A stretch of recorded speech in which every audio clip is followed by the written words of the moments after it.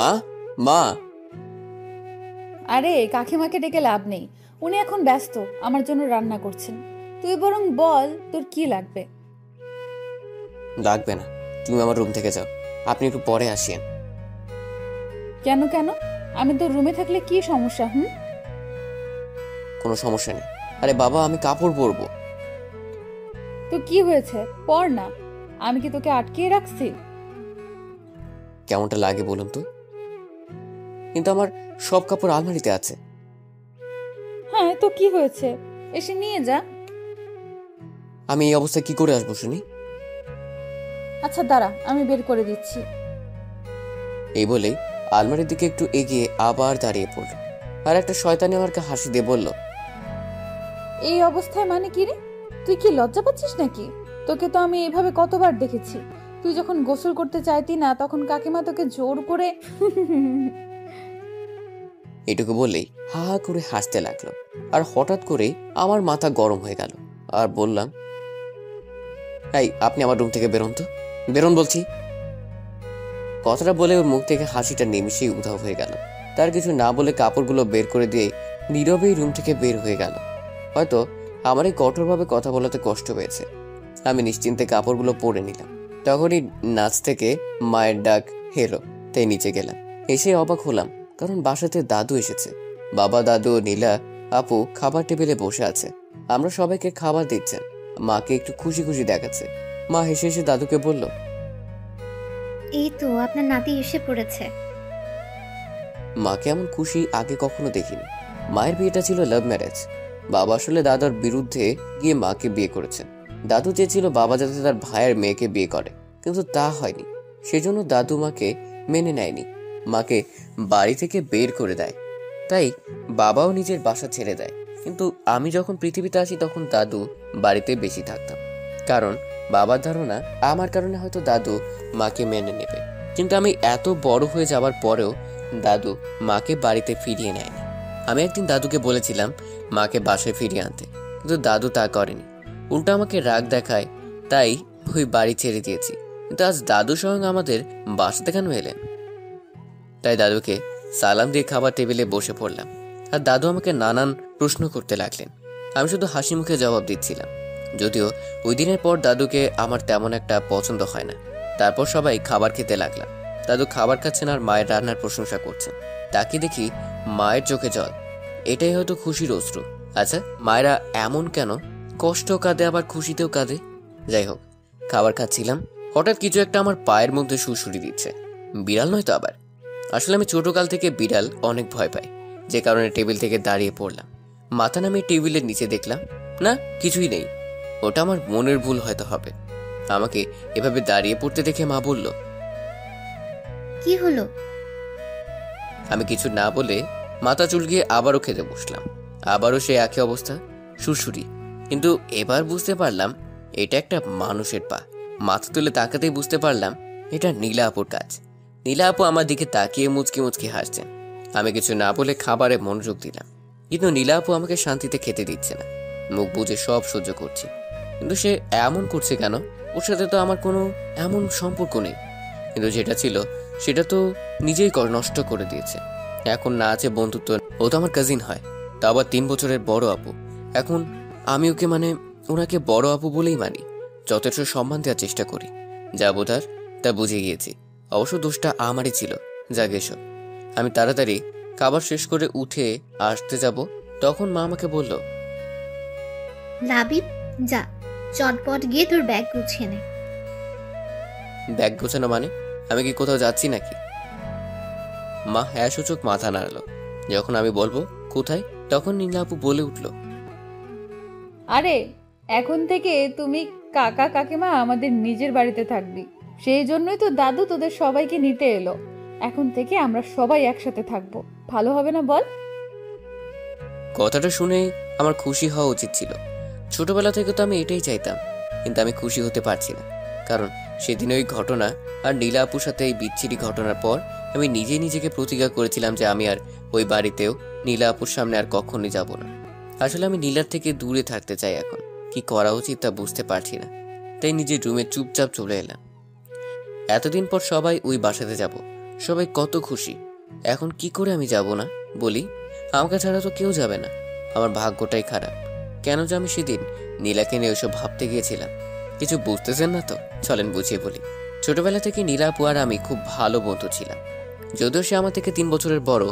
আমি যখন ওই বাড়িতে যেতাম নীলা আপুর সাথেই সব সময় থাকতাম।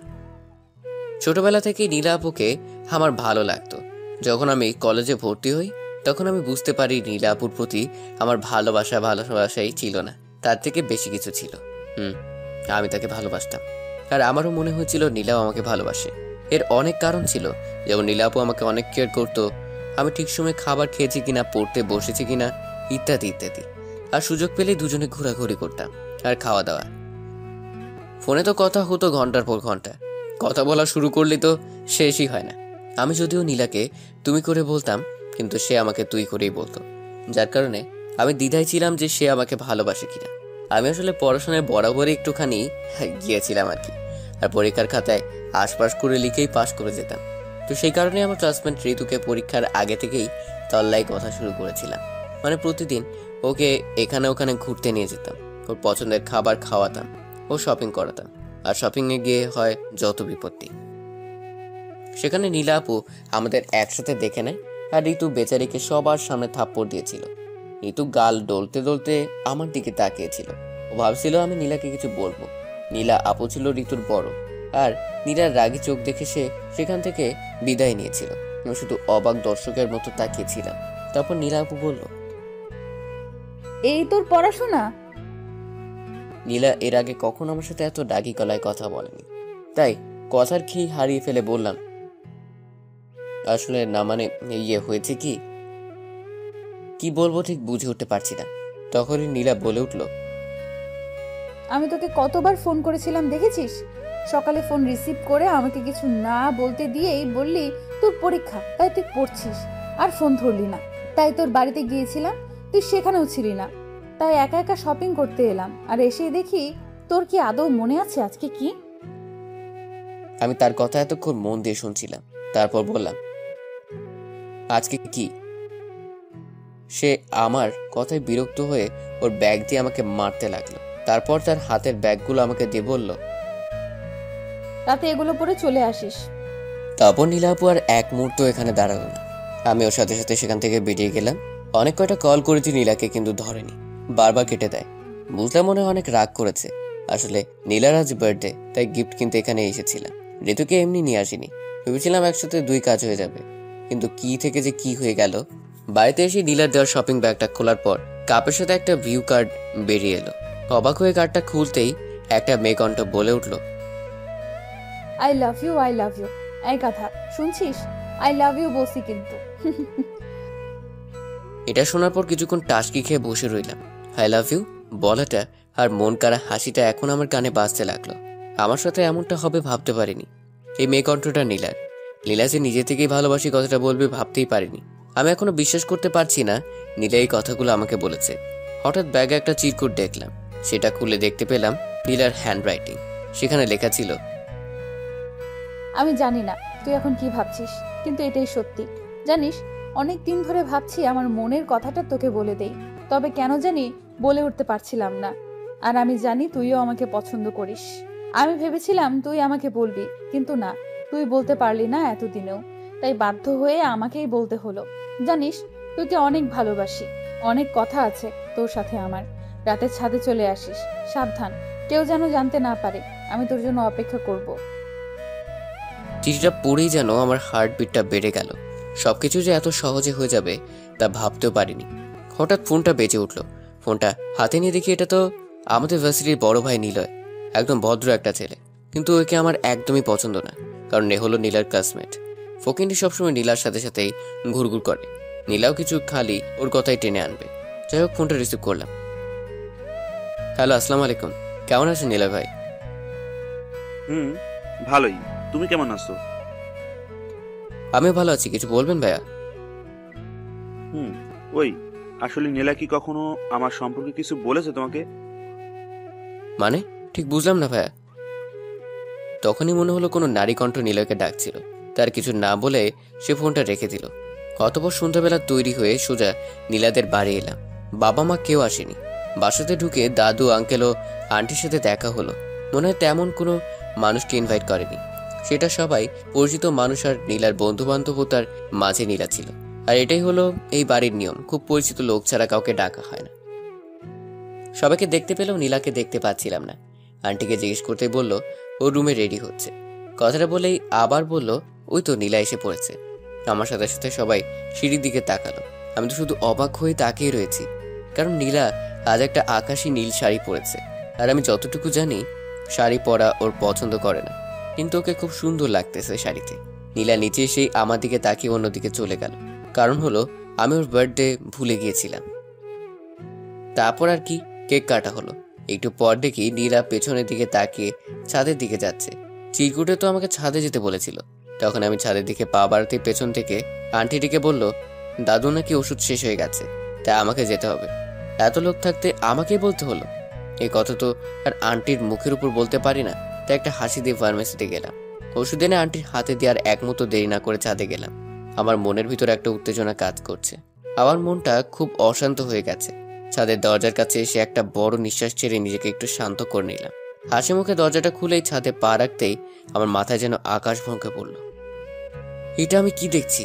নীলা আর নিলয় দুজনে খুব কাছাকাছি দাঁড়িয়ে আছে, কিন্তু এখন ওই হারামি নীলাকে কিস করার চেষ্টা করছে।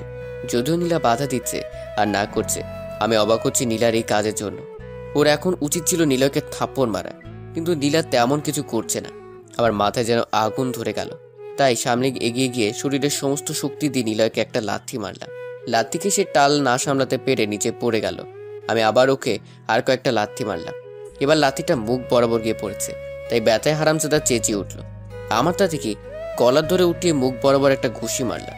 যখনই আরেকটা মারতে যাব, নীলাই সব পেছন থেকে বাধা দিল, বলল লাবিব ছাড়, ওকে কি করছিস? ও ব্যথা পাচ্ছে, ওর কষ্ট হচ্ছে, ছাড় বলছি। কে শোনে কার কথা? নীলাকে সরিয়ে দিয়ে আর একটা পেট বরাবর দিলাম। শালায় আবার চেঁচিয়ে উঠল, নিজেকে আমার থেকে ছাড়ানোর চেষ্টা করলো। তখন নীলা আমাকে সর বলে একটা ধাক্কা দিল। আমি ধাক্কাকে দূরে সরে গেলাম, আর নীলা দৌড়ে গিয়ে নিলয়কে উঠাতে উঠাতে কান্না সরে বলল তুমি ঠিক আছো তো? তুমি ঠিক আছো তো? আশ্চর্য, আমি নিলয়কে মারছি বলে নীলা এইভাবে রিয়েক্ট করছে কেন? তাই আমি বললাম আরে নীলা আপু, তুমি পাগল হলে নাকি? ও তো আমার কথা শেষ না করতেই আমার গালে ঠাস করে একটা থাপ্পড় দিল। আমি অবাক হয়ে বললাম আরে আপু, ও তো তোমাকে জোর করে কিস করতে চাইছিল, তাই আমি ওকে মারলাম। হ্যাঁ, ও আমাকে কিস করতে চেয়েছিল, কিন্তু করেনি তো। লাবিব, নিলয় আসলে ভালো ছেলে, ও এরকম না। আমি তোকে বুঝিয়ে বলছি কি হয়েছিল। কিন্তু প্লিজ লাবিব, নিচে অনেক লোক, এসব জানতে পারলে সমস্যা হয়ে যাবে। কথাটা শেষ করতে পেছন থেকে আওয়াজ আসলো। কে এইভাবে চিৎকার করলো? কি হয়েছে এখানে? আমি পেছনে তাকে দেখে আঙ্কেল, নীলা, দাদুকেও আঙ্কেলকে দেখে অনেক ভয় পেয়ে গেল। আমি তখন এটা সেটা বলে সবকিছু ম্যানেজ করলাম। তখন দাদু বলল ঠিক আছে, এখন তোরা নিচে আয়। এই রাত্রিবেলায় ছাদে কি করিস তোরা? আচ্ছা দাদু, তোমরা যাও, আমরা আসছি। সবার সাথে সাথে নীলয়ও নিচে চলে গেল। এখন শুধু আমি আর নীলা ছাদে দাঁড়িয়ে আছি। আমি নীলার দিকে তাকিয়ে দেখি এখনো ভয় কুকড়ে আছে, আর সিঁড়ির দিকে এক নজরে তাকিয়ে আছে। আমি তাকে ডাক দিতেই চমকে উঠে বলতে লাগলো কি হয়েছে? তুমি ঠিক আছো তো? আমার আবার কি হবে? আমি তো ঠিক আছি। জানো, তোমাকে আজ খুব সুন্দর লাগছে, একেবারে নীলপরি। সত্যি বলছি নীলা। একটু লজ্জা পেয়ে বলল তাই নাকি? তুই কবে থেকে মেয়েদের প্রশংসা শুরু করে দিলি? আমি তো আগেও কতবার সেজেছি, কখনো তো এমন প্রশংসা করিসনি। আজকে এমন কি হলো? এই যে শাড়ি পরে এত সুন্দর করে সেজেছো। ও আচ্ছা, তার মানে তোর শাড়ি পছন্দ, তা আমাকে আগে বললেই পারতি। আমি বললে কি শাড়ি পরতে? তা অবশ্য পরতাম না, কারণ শাড়িতে আমার খুব আনইজি ফিল হয়। আম্মু বললো এজন্য আজ পরলাম। আজকে তোর কি হয়েছে বলতো? তোর মতলবটা কি? আজ এইভাবে কথা বলছিস কেন? আমি আর সময় নিলাম না, পকেট থেকে ওর জন্য কিনে আনা বালা বের করে হাঁটু গেড়ে বসে ওকে প্রপোজ করলাম। Nira, I love you. আমি তোমাকে ভালোবাসি, অনেক আগে থেকেই বাসি, কিন্তু কখনো বলার সাহস পাইনি। আজকে বলছি, তুমি আমাকে বিয়ে করবে? কথা দিচ্ছি, তোমাকে অনেক ভালোবাসবো, কখনো কষ্ট পেতে দেব না, শুধু আমাকে ফিরিয়ে দিও না। নীলা আমার দিকে ভূত দেখার মতো করে তাকিয়ে আছে। কি হলো, কথা বলছো না কেন? তারপর আমি দাঁড়িয়ে পড়ে বললাম, আমি সরি, আমার এই কথাগুলো আগেই বলা উচিত ছিল, কিন্তু তুমি কিভাবে নিবে তাই ভেবে আর বলিনি। কিন্তু জানো, তোমার এই মেসেজ আর চিরকুটটা পেয়ে অনেকটাই অবাক হয়েছিলাম। কি হলো, তুমি কথা বলছো না কেন? কি বলছিস তুই এগুলো লাবিব? তোর কি মাথা ঠিক আছে? আমরা দুজন কাজিন হই, তুই আমাকে কি করে ভালোবাসতে পারিস? আর আমি তোর থেকে গুনে গুনে 3 বছরের বড়, এমনটা তুই ভাবলি কি করে? নীলার এমন কথা শুনে আমি মুহূর্তেই পাথর হয়ে গেলাম। কি বলছো এসব? আর কিভাবেই বা বলছে? ও কি আমার সাথে এখন মজা করছে নাকি? আমাকে চুপ থাকতে দেখে নীলা আবার বলল, লাবিব, তুই ভাবতেও পারছিস এটা অন্য লোক জানতে পারলে কি ভাববে? তোর এতটুকু কমন সেন্স নাই? কে রে, কথা বল।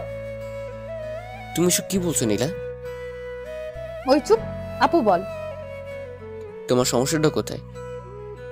মানে তুই বুঝতে পারছিস না আমরা কাজিন? তুই যেটা ভাবছিস সেটা হতে পারে না। তো কি হয়েছে, কাজিনদের মধ্যে কি কখনো বিয়ে হয় না? তোমার মা বাবা তো কাজিন, কই তাদের তো কেউ কিছু বলে না? হ্যাঁ ঠিক আছে, কিন্তু আমি তোর থেকে বড়, এটা হয় না লাবিব। এবার আমার মাথায় রাগ উঠে গেল, তাই বললাম, তোমার সমস্যা কি? আমার উল্টাপাল্টা কথা বলছো কেন? তুমি নিজেই তো আমাকে আগে ভালোবাসার কথাটা জানালে, আর এখন কি সব উল্টাপাল্টা বলছো? শোনো, এটা কোনো মজার বিষয় নয়, এটা আমার জীবনের প্রশ্ন, আমার ভালোবাসার প্রশ্ন। আমি তোকে কখন বললাম যে আমি তোকে ভালোবাসি? আরে আজকেই তো বললে। দেখ লাবিব, আর ফাজলামো নয়, অনেক সহ্য করেছি। আরে তুমি তো আমাকে ভয়েস মেসেজ আর চিরকুটটা দিলে, তুমি তো বললে আমাকে ভালোবাসো, এখন এমন করছো কেন? কিসের মেসেজ আর কিসের চিরকুট? আমার এখন ভীষণ বিরক্ত লাগছে। আমার পকেটে চিরকুটটা ছিল তাই আমি ওকে দিলাম। আমি ওর হাতে চিরকুটটা দিয়ে এক দৃষ্টিতে তাকিয়ে আছি, কিন্তু চিরকুটের দিকে এক দৃষ্টিতে তাকিয়ে আছে তো আছেই, মাথা তুলছে না আর কথাও বলছে না। আমি বললাম, কি হলো, এখন কথা বলছো না কেন? লাবিব দেখ, আমি অনেক সরি। কথাটা বলেই মাথা নিচু করে নিল, তারপর বলল, লাবিব দেখ, অনেক বড় একটা গন্ডগোল হয়ে গেছে। দেখ, আমি তোকে দোষ দিচ্ছি না, এটা আমারই দোষ, তার জন্য সরি। মানে কি সব বলছো তুমি? লাবিব প্লিজ, আগে আমার কথাটা শোন। বলো। ওই ভিউ কার্ডটা আর ওই চিঠিটা নীলয়ের জন্য ছিল। জানি না কি করে বাই মিস্টেক এটা তোর কাছে চলে গেছে। আমি সরি লাবিব। নীলার কি কি যেন বলে যাচ্ছিল, আর কিছুই আমার কানে আসছিল না। আমি যেন এক অন্য জগতে চলে গিয়েছিলাম। একটা চাপা কষ্ট হচ্ছে, যেটা বাইরে কাউকে বলে বোঝানো যাবে না। তার মানে নীলা আমাকে না, নিলয়কে ভালোবাসে। সরি লাবিব, তুই যেটা ভাবছিস সেটা কখনো হতেই পারে না। আর প্লিজ নীলয়ের কথাটা এখন কাউকে বলিস না। নীলার আর কোনো কথা গ্রাহ্য করলাম না। ধীরে ধীরে ছাদ থেকে নেমে গেলাম। নীলা হয়তো ডাকছিল, কিন্তু আমি শোনার চেষ্টা করিনি। কারোর সাথে কোনো কথা না বলে বাসা থেকে বেরিয়ে গেলাম। বাইরে জোর হাওয়া বইছে, হয়তো এক্ষুনি ঝড় উঠবে, কিন্তু তার থেকে তো বড় ঝড় আমার মনে চলবে। বাইক চালিয়ে বাড়ি ফিরতে ফিরতে বৃষ্টিতে কাক ভেজা হয়ে গেছি। বাসাতে ঢুকতেই মা ব্যস্ত হয়ে পড়লো যে আমি কেন ঝড় বৃষ্টিতে ভিজে বাসায় ফিরলাম। মায়ের কোনো কথা কানে না নিয়ে সোজা নিজের রুমে চলে এলাম, আর তারপরই ঘুম। গভীর রাতে টের পেলাম শরীর গরম হয়ে গেছে, আর মাথায় জলপট্টি দেওয়া। কিছু না, অভ্যাস মতোই জ্বর চলে এসেছে। ছোটবেলা থেকেই এটা চলছে, একটু বৃষ্টিতে ভিজলে কঠিন জ্বর চলে আসে। মা জানতো আমার জ্বর আসবে, তাই আমার রুমে চলে এসেছে। আমাকে চোখ খুলতে দেখে মা বলল, কি রে বাবা, কষ্ট হচ্ছে খুব? তুই কেন শুধু শুধু বৃষ্টিতে ভিজতে গেলি? আমি তোকে এত বলি, তারপরেও আমার একটা কথাও শুনিস না তুই। মায়ের কথা শুনে আমার নীলার কথা মনে পড়ে গেল। নীলাও সবসময় আমাকে বৃষ্টিতে ভিজতে বারণ করতো। ওর কথাটা মনে উঠতে যেন বুকের ভিতর কষ্টটা আরো বেশি নাড়াতে উঠল। অতঃপর মায়ের কোলে মাথা রেখে কেঁদে দিলাম। মা জিজ্ঞাসা করলো কি হয়েছে, কিন্তু আমি কিছুই বলিনি। তারপর একসময় ঘুমিয়ে পড়ি। যখন চোখ খুললাম তখন মাথায় একটা শীতল হাতে স্পর্শ পেলাম। তাকে দেখি নীলা বসে আছে, আর আমার মাথায় জলপট্টি দিয়ে দিচ্ছে। আমাকে চোখ খুলতে দেখে আমার দিকে তাকে একটা মিষ্টি হাসি দিল, আর বলল, কিরে, এখন কেমন লাগছে? আমি কিছু না বলে ওর মুখের দিকে তাকিয়ে রইলাম। নীলা কিছু একটা বলতে গিয়ে থেমে গেল, কারণ মা রুমে চলে এসেছে খাবার নিয়ে। খাবার টেবিলে রেখে মা নীলাকে বলল, নীলামা, তুই ওঠ, তুই কিছু খেয়ে নিয়ে রুমে গিয়ে রেস্ট নে। আমি তোর খাবার ওখানে রেখে এসেছি। কাকিমা আমি পরে খাবো, তুমি বরং খাবারটা আমাকে দাও, আমি লাবণীকে খাইয়ে দিচ্ছি। মা একটা মুচকি হাসি দিয়ে বলল, অনেক হয়েছে মা, আবার তুই ওর মতো অসুস্থ হয়ে পড়বি। এমনিতেও ঠিক মতো খাসনি, আবার কাল সারা রাত ঘুমাসনি। কিন্তু কাকিমা। কোনো কিন্তু নয়, আমি যা বলছি সেটা কর। মায়ের কথা শুনে নীলা আর কিছু বলল না। আমার দিকে একবার তাকিয়ে নীলা চলে গেল অন্য রুমে। মায়ের কাছে শুনেছি আমি নাকি গতকাল সারা দিন সারা রাত জ্বর নিয়ে পড়েছিলাম, আর নীলা সবকিছু ছেড়ে চুড়ে এতক্ষণ আমার সেবা করছিল। খুব অবাক হলাম মায়ের কথা শুনে। নীলা আমার জন্য এতটা ভাবে, মনে মনে অনেক খুশি হলাম। পরক্ষণে আবার মনটা খারাপ হয়ে গেল, কারণ নীলাকে ভালোবাসে। তারপর খাবার আর ওষুধটা খেয়ে ঘুমিয়ে পড়লাম। বিকালের দিকে ঘুম ভাঙে, নিজেকে বেশ চাঙ্গা আর ফুরফুরে লাগছে, জ্বরটা আর নেই। কতবার ওয়াশরুমে গেলাম, তারপর বাহির হয়েই দেখি নীলা বসে আছে, আর আমাকে দেখেই হাসিমুখে প্রশ্ন করলো, কি রে, কেমন আছিস এখন? বিছানায় বসে বললাম, একদম ভালো, জ্বর নেই বললেই চলে। তারপর নীলা আমার দিকে সুপের পোয়ালাটা এগিয়ে দিতে বলল, যাক বাবা, ভালো হয়েছে, যে ভয় পাইয়ে দিয়েছিলি তুই। আমি কিছু না বলে নীলার দিকে তাকিয়ে আছি। কিরে, হা করে কি দেখিস? খেয়ে নে, ঠান্ডা হয়ে যাবে।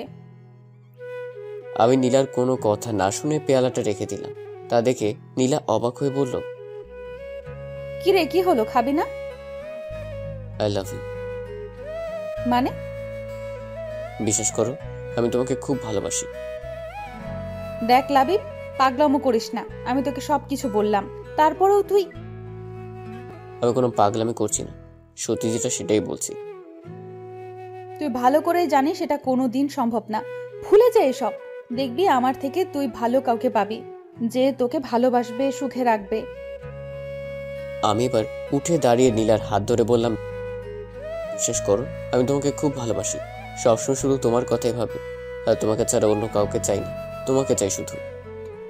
নীলা আমার থেকে হাত ছাড়ানোর চেষ্টা করে বলতে লাগলো, লাবিব, হাত ছাড়, পাগলামো করিস না, আমাদের অনেক ভালো একটা সম্পর্ক, তা নষ্ট করিস না। কথাটা বলেই হাত ছাড়িয়ে নিয়ে দরজা দিয়ে বাইরে চলে যাচ্ছিল নীলা। তখন আমি ওর পথ আটকিয়ে দরজা বন্ধ করে দিলাম। যখন সে বলল, লাবিব, দরজাটা বন্ধ করলি কেন? খোল বলছি, আর আমাকে যেতে দে। তুই কেন বোঝার চেষ্টা করছো না? আমি সত্যি তোমাকে অনেক বেশি ভালোবেসেছি। দেখ, তুই কিন্তু এবার তোর লিমিট ক্রস করে ফেলছিস। আমি যেন নিজের অজান্তেই নীলার খুব কাছে চলে গেছি, আর সেই জন্য হয়তো নীলা আমাকে ঠাস করে একটা থাপ্পড় দিয়ে বসলো। আচমকা থাপ্পড় খেয়ে আমি কিছুটা পিছিয়ে পড়ি। জানি না কি হয়েছিল আমার। নীলা আমার দিকে ঘৃণার দৃষ্টিতে তাকিয়ে বলল, ছি লাবিব, আমি ভেবেছিলাম তুই সবটা বুঝতে পারবি, কিন্তু তুই যে এতটা নিচে নেমে গেছিস তা আমি ভাবতেও পারিনি। আমারই ভুল হয়েছে তোকে বোঝাতে যাওয়া। আমি কিছু না বলে মাথা নিচু করে দাঁড়িয়ে আছি। আসলে অনেক বড় একটা ভুল করে ফেলেছি। নীলা বলতে লাগলো, তুই আর কখনো আমার সামনে আসবি না, আমি তোর মুখও দেখতে চাই না। কথাটা বলেই দরজা খুলে নীলা হন হন করে চলে গেল। আমি ভাবলাম ওকে সরি বলা দরকার। যেই দরজার সামনে আসলাম দেখি মা দাঁড়িয়ে আছে। আমি মাকে দেখি ভয় পেয়ে গেলাম। মা কিছু বুঝতে বা শুনতে পাইনি তো। আমি মায়ের দিকে ভয়ের তো চোখে তাকিয়েছিলাম, আর মা আমাকে বলল, কি নীলা এভাবে চলে গেল? কোনো কিছু কি হয়েছে? যাক, তাহলে মা বুঝতে পারেনি। তাই আমাকে মাকে বললাম, না মা, কিছুই হয়নি। নীলাপুর কি না কি জরুরি কাজ পড়েছে, তাই ওভাবে চলে গেল। তারপর মা চলে গেল। আমি আর নীলাকে সরি বলতে পারলাম না। তারপর অনেক চিন্তা ভাবনার পর ঠিক করলাম আমি নীলাকে ভুলে যাব, আর নীলাকে নিয়ে সব ভুল চিন্তা ভাবনাও মাথা থেকে বের করে দেব। নীলা যা চাই সেটাই হবে। আমি আর আমার মুখ ওকে দেখাবো না। তাই ওর কাছে একটা চিরকুট লিখে ক্ষমা চাই। তার সাথে এটাও লিখেছিলাম যে আমি আর ওর সামনে আসবো না, কোনোভাবে ডিস্টার্ব করবো না। কয়েকদিন পর পরীক্ষা, তাই পরীক্ষার প্রস্তুতিতে নিজেকে ব্যস্ত করে ফেললাম। যথেষ্ট চেষ্টা করেছিলাম, কিন্তু কিছু পরীক্ষা আর ভালো হলো না। একটু কষ্ট হলো বটে। তারপর সবকিছু বাদ দিয়ে ফাইনাল পরীক্ষার জন্য ভালো একটা প্রস্তুতি নিতে লাগলাম। তো আর কি, আলতু আলতু সব কাজ ফেলে দিয়ে পড়াশোনায় মনোযোগ দিলাম। নিয়মিত ক্লাস কোচিং করেই আমার সময় পার হয়ে যেতে লাগলো। লাস্ট 2 মাস নিজেকে অনেকটাই সামলে নিয়েছি। নিয়মিত একটাই রুটিন মেনে চলি। আমার এই পরিবর্তন দেখে বাবা মা অনেক খুশি। আর এতদিন নীলা আপু বা ওই বাড়ির পাশেই যায়নি। তবে দেখা হয়েছিল একদিন ভার্সিটি ক্যাম্পাসে। ও চোখে আমার জন্য শুধু ঘৃণাই দেখেছিলাম। পরীক্ষার আর 10 দিন বাকি, তাই জোর দিয়ে পড়াশোনা করছি। আর বাসা থেকে বের হওয়া একদম বন্ধ করে দিয়েছি। এতক্ষণ যা শুনছিলেন সেটা ছিল অতীত। চলেন এখন বাস্তবে ফেরা যাক। আসতে পারি? আমার ভাবনায় ছেদ পড়লো নীলা আপুর ডাকে। তাকে দেখি দরজার বাইরে দাঁড়িয়ে আমার দিকে তাকিয়ে আছে। আভি কিছু বলে অবাক হয়ে ওনার দিকে তাকিয়ে আছে। তারপর উনি ভিতরে আসলেন, এসে বলতে লাগলেন, কিরে, তুই এসে শুয়ে আছিস, ব্যাগপত্র গুছাবি কখন? জলদি কর, বাসাতে সবাই তোদের জন্য অপেক্ষা করছে। আচ্ছা, তোর কি জিনিস লাগবে তুই আমাকে বল, আমি ব্যাগে গুছিয়ে দিচ্ছি। আমি অবাক হয়ে তার দিকে তাকিয়ে আছি। নীলা আপু হঠাৎ আমার সাথে এরকম অদ্ভুত আচরণ করছেন কেন? এই তো কয়েকদিন আগেও তো আমাকে দেখতে পেত না। আমাকে এরকম ঘৃণা করে বললেই চলে, আর এখন নিজে এসেই আমার সাথে মিশতে চাচ্ছে, আগের মতো নর্মাল ভাবে কথা বলছে। কাহিনী কি? কিরে, কি ভাবছিস বসে বসে? আমি তোকে কিছু বলেছিলাম? না, কিছু না। ও আচ্ছা। আপনি কেমন আছেন? আমি তো ভালো আছি, কিন্তু তুই তো দেখছি কয়েকদিনে একেবারে বদলে গেছিস। কই না তো, আমি তো আগের মতোই আছি। সে তো দেখতেই পাচ্ছি। নিজে থেকেই কিছু বলিস না, কেমন জানি ঠান্ডা ঠান্ডা মেজাজ। আমি কিছু জিজ্ঞাসা করলেই গম্ভীর ভাবে উত্তর দিচ্ছিস। কিরে, তুই শুনছিস? মানে আমি নীলা আপুর এরকম ব্যবহারে অবাক হয়ে আছি। কি মুখে কথা নাই? হ্যাঁ শুনছি, আপনি বলেন। কচু শুনেছিস? কিছু বললেন? না, কিছু বলিনি। তুই বরং বল, তোর কি কি জিনিস গোছাতে হবে। না ধন্যবাদ, আপনাকে কিছু করতে হবে না, আমি নিজেই করে নিচ্ছি। কিরে, তুই কখন থেকে আপনি আপনি করছিস? তুই আমাকে আপনি কবে থেকে বলছিস? আগে বলিনি তো কি হয়েছে, এখন তো বলছি। তাছাড়া বড় আপুকে তো আপনি করেই বলবো, তাই না? নীলা কিছু বলতে চাইছিল, কিন্তু আমি উঠে গিয়ে আলমারি থেকে এক মনে দেখে দেখে কাপড় বের করছিলাম ব্যাগে ভরার জন্য। তারপর নীলা আপু কিছুক্ষণ পিছনে দাঁড়িয়ে থেকে চলে গেলেন। এখন আমি দাদু বাড়িতে নিজের রুম গোছাচ্ছি। চাঁদের রুমটা আমি নিয়েছি। অবশ্য আমার জন্য আগে থেকেই একটা রুম গোছগাছ করে রাখা হয়েছিল, কিন্তু সেটা নীলা আপুর পাশের রুম ছিল। সবকিছু ঠিকঠাক করে যখন বিছানায় গিয়ে শুলাম, তখন একটা চুড়িওয়ালা হাত আমার দিকে একটা শরবতের গ্লাস এগিয়ে দিল। এটা নীলা আপু। আমি ধন্যবাদ বলে শরবতটা নিলাম। যখন শরবতটা মুখে দিতে যাব, তখন দেখি নীলা আপু এক দৃষ্টিতে আমার দিকে তাকিয়ে আছে। তারপর আমি গ্লাসটা খালি করে নীলা আপুর হাতে গ্লাসটা ধরিয়ে দিয়ে ধন্যবাদ বললাম, কিন্তু নীলা আপু ঠিক আগের মতোই তাকিয়ে আছে। তাই আমি বললাম, কিছু কি বলবেন? তোর জন্য আগে থেকেই একটা রুম পরিষ্কার করা হয়েছিল, তুই আবার ছাদের এই রুমটাতে আসলি কেন? জি, আসলে আমার এই রুমটা খুব পছন্দ হয়েছে। কেমন নিরিবিলি, আর সবসময় খুব ভালো আলো বাতাস আসে। তাছাড়া ছাদটা একেবারেই পাশে আছে, তাই আর কি। ও আচ্ছা, তাহলে নিচে চল, সবাই খেতে বসেছে। আপনি যান, আমি একটু পরে আসছি। কেন? আমার সাথে এখন গেলে তোর কি কোনো সমস্যা হবে? আরে না না, তা তো কেন হবে? আপনি এমনটা ভাবছেন কেন? আসলে এতক্ষণ কাজ করেছি তো, তাই একটু ফ্রেশ হয়ে যাব। আপনি যান। তারপর নীলা আপু আমার দিকে কিছুক্ষণ নিরাশ চোখে তাকিয়ে থেকে চলে গেল। অতঃপর রাতের খাবারও কিছুক্ষণ পড়াশোনার পর আর ভালো লাগছিল না, তাই আমি ছাদে এসে রেলিং ধরে দাঁড়িয়ে রইলাম। অনেকক্ষণ ধরেই দাঁড়িয়ে আছি। হঠাৎ কারো পায়ের শব্দে পেলাম, পিছনে তাকিয়ে দেখি নীলা আপু দাঁড়িয়ে আছে। মুখে মিষ্টি একটা হাসি লেগে আছে, পরনে আবার একটা শাড়ি। আমি একটুখানি তাকিয়ে আবার ঘুরে দাঁড়ালাম। সামনের দিকে তাকিয়ে থেকে জিজ্ঞেস করলাম, আপনি এত রাতে ছাদে কি করছেন? আগে তুই বল, তুই এত রাতে এখানে দাঁড়িয়ে আছিস কেন? আর পড়তে ভালো লাগছিল না, তাই এখানে এসেছি। আমিও এই জন্যই আসছি। ও আচ্ছা, বলে নিজের মতো দাঁড়িয়ে রইলাম। কিছুক্ষণ পর পেছন থেকে নীলা আপু রাগী গলায় বলল, আচ্ছা, তোর সমস্যা কি বলতো? আমার আবার কি সমস্যা হবে? না তো, আমার কোনো সমস্যা নেই। এদিক ওদিক আমার দিকে তাকিয়ে কথা বল। কি বলবো?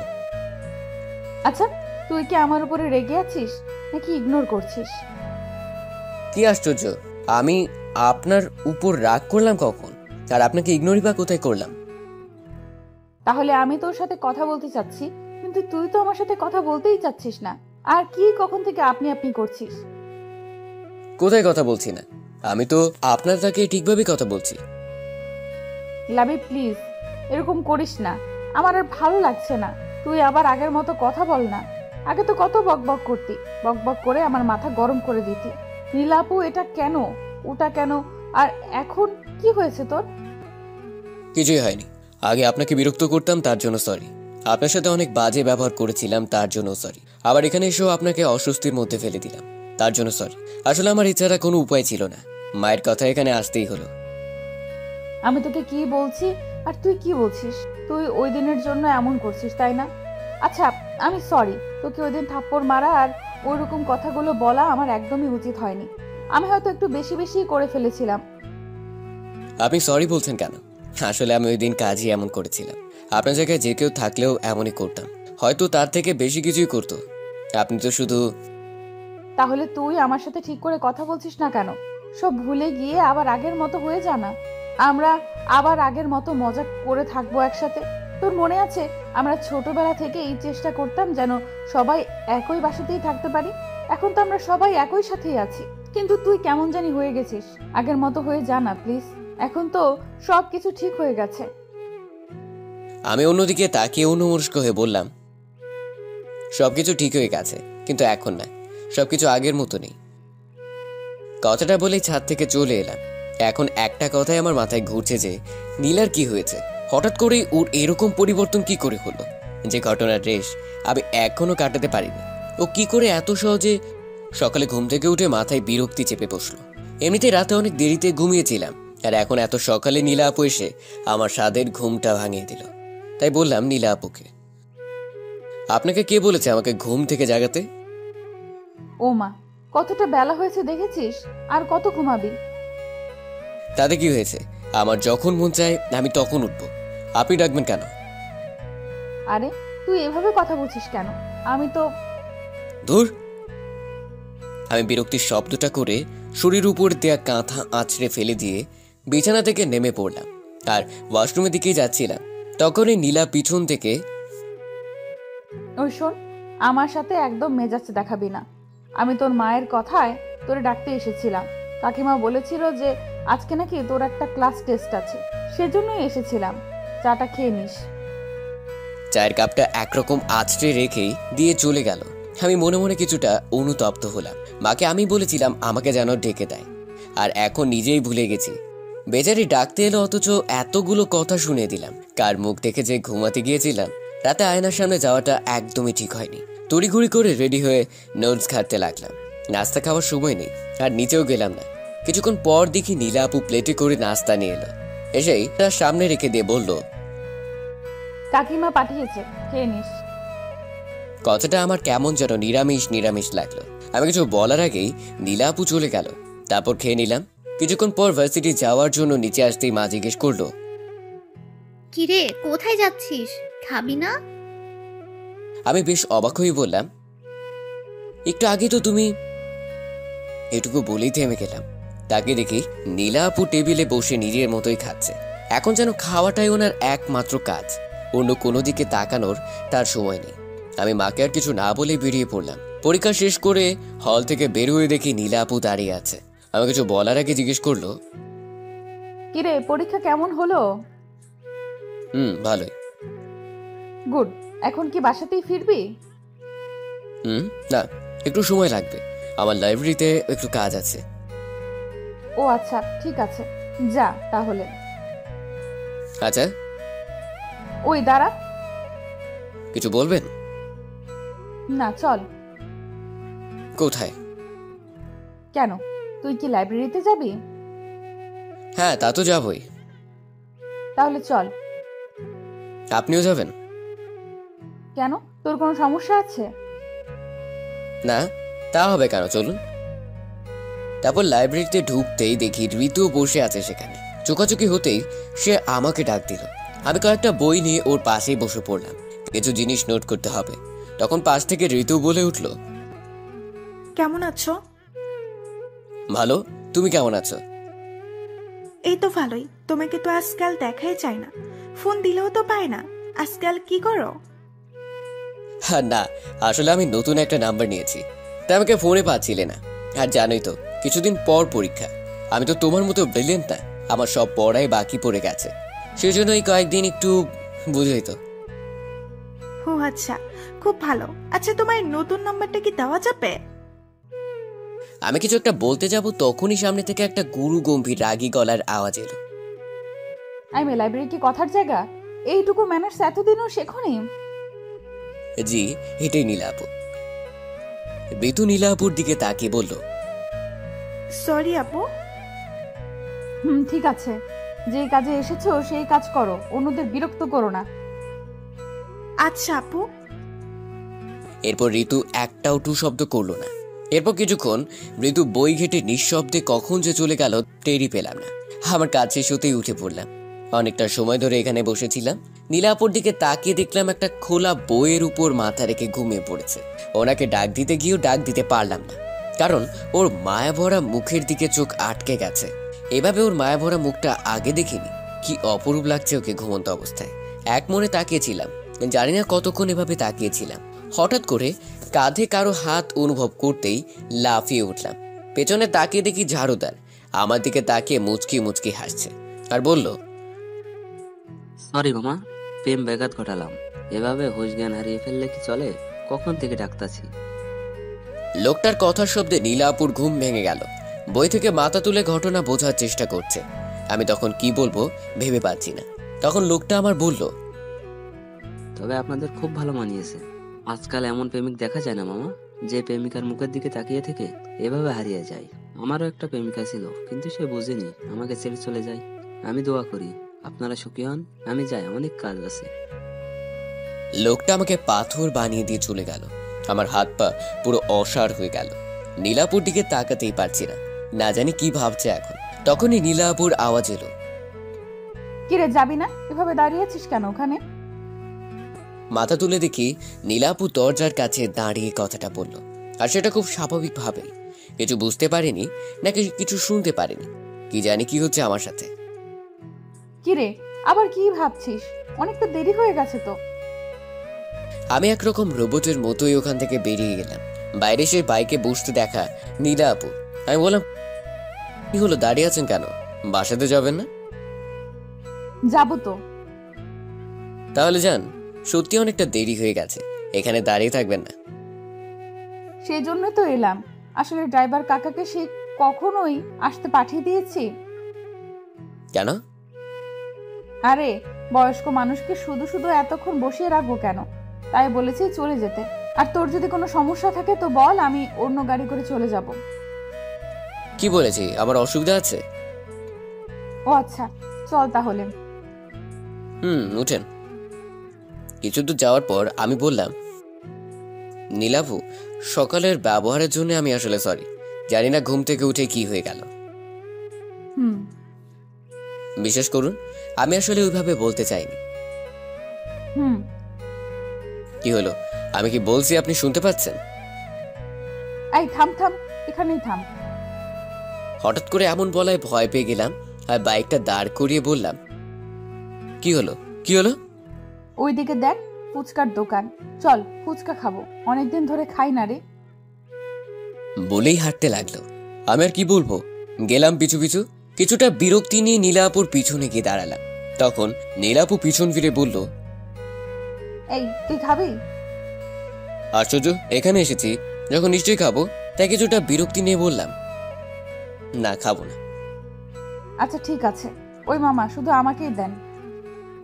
বিষয়টা অপমানজনক, তাই পিছনের চেয়ারটাতে ঠাস করে বসে পড়লাম। আর নীলাপু ফুচকার প্লেটটা নিয়ে আমার পাশের চেয়ারটাতেই বসলো। একা একা খাচ্ছি, আমি যে হা করে বসে আছি তা আর দেখলো না।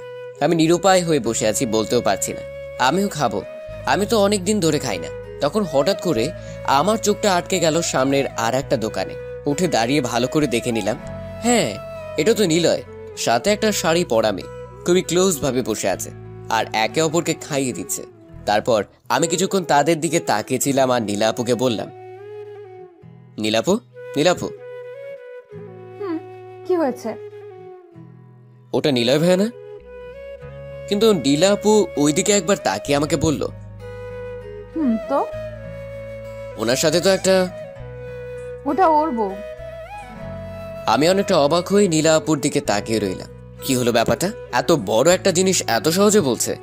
আমি অবাক হয়ে বসে বসে এটাই ভাবতে লাগলাম। কিরে এখানে বসে থাকবি নাকি? চল, বাড়ি ফিরতে হবে। কথাটা বলেই হাঁটতে লাগলো। আমি থ হয়ে দাঁড়িয়ে রইলাম। আসলে ঘটনা কি, এদিকে নীলাপু বাইকের কাছে দাঁড়িয়ে আছে, তাই আমি গিয়ে বাইকে উঠে পড়লাম। এখন নীলাপুকে কিছু জিজ্ঞেস করা যাবে না, যেভাবে দাঁড়িয়ে আছে মনে হয় না কিছু বলবে। সুযোগ বুঝে সব জানতে হবে। তারপর বাসাতে ফিরলাম। রাতে বিছানায় বসে শুয়ে শুয়ে পড়ছিলাম। বই পড়া বললে ভুল হবে, বই শুধু খুলেই রেখেছি। মন তো পড়ে আছে নীলাপুর বিষয়গুলো নিয়ে। একটু পর পানি পিপাসা লেগে গেল, কিন্তু বোতলে তো পানি নাই। নিচে যাওয়ার মুড নাই, তাই মাকে কয়েকটা চিল্লানি দিলাম।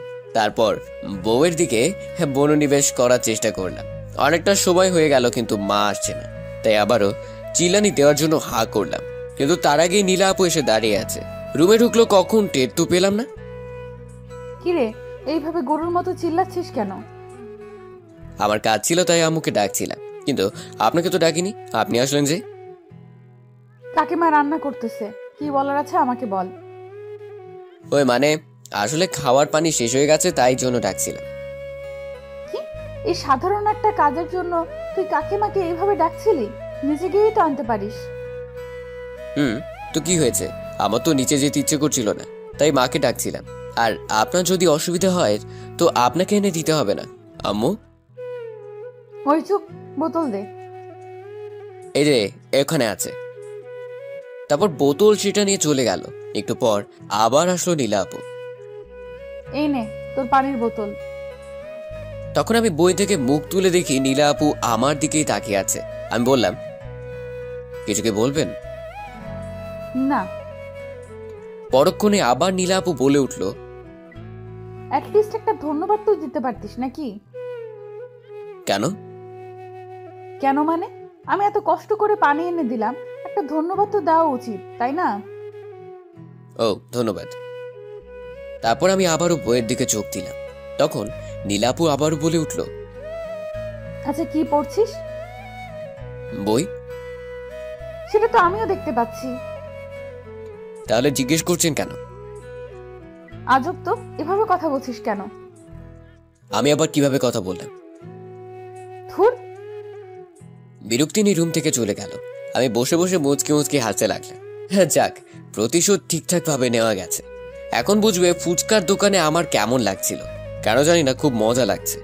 আর নিজেকে ধরে রাখতে পারলাম না। বিছানার উপর উঠে নাচানাচি শুরু করে দিলাম।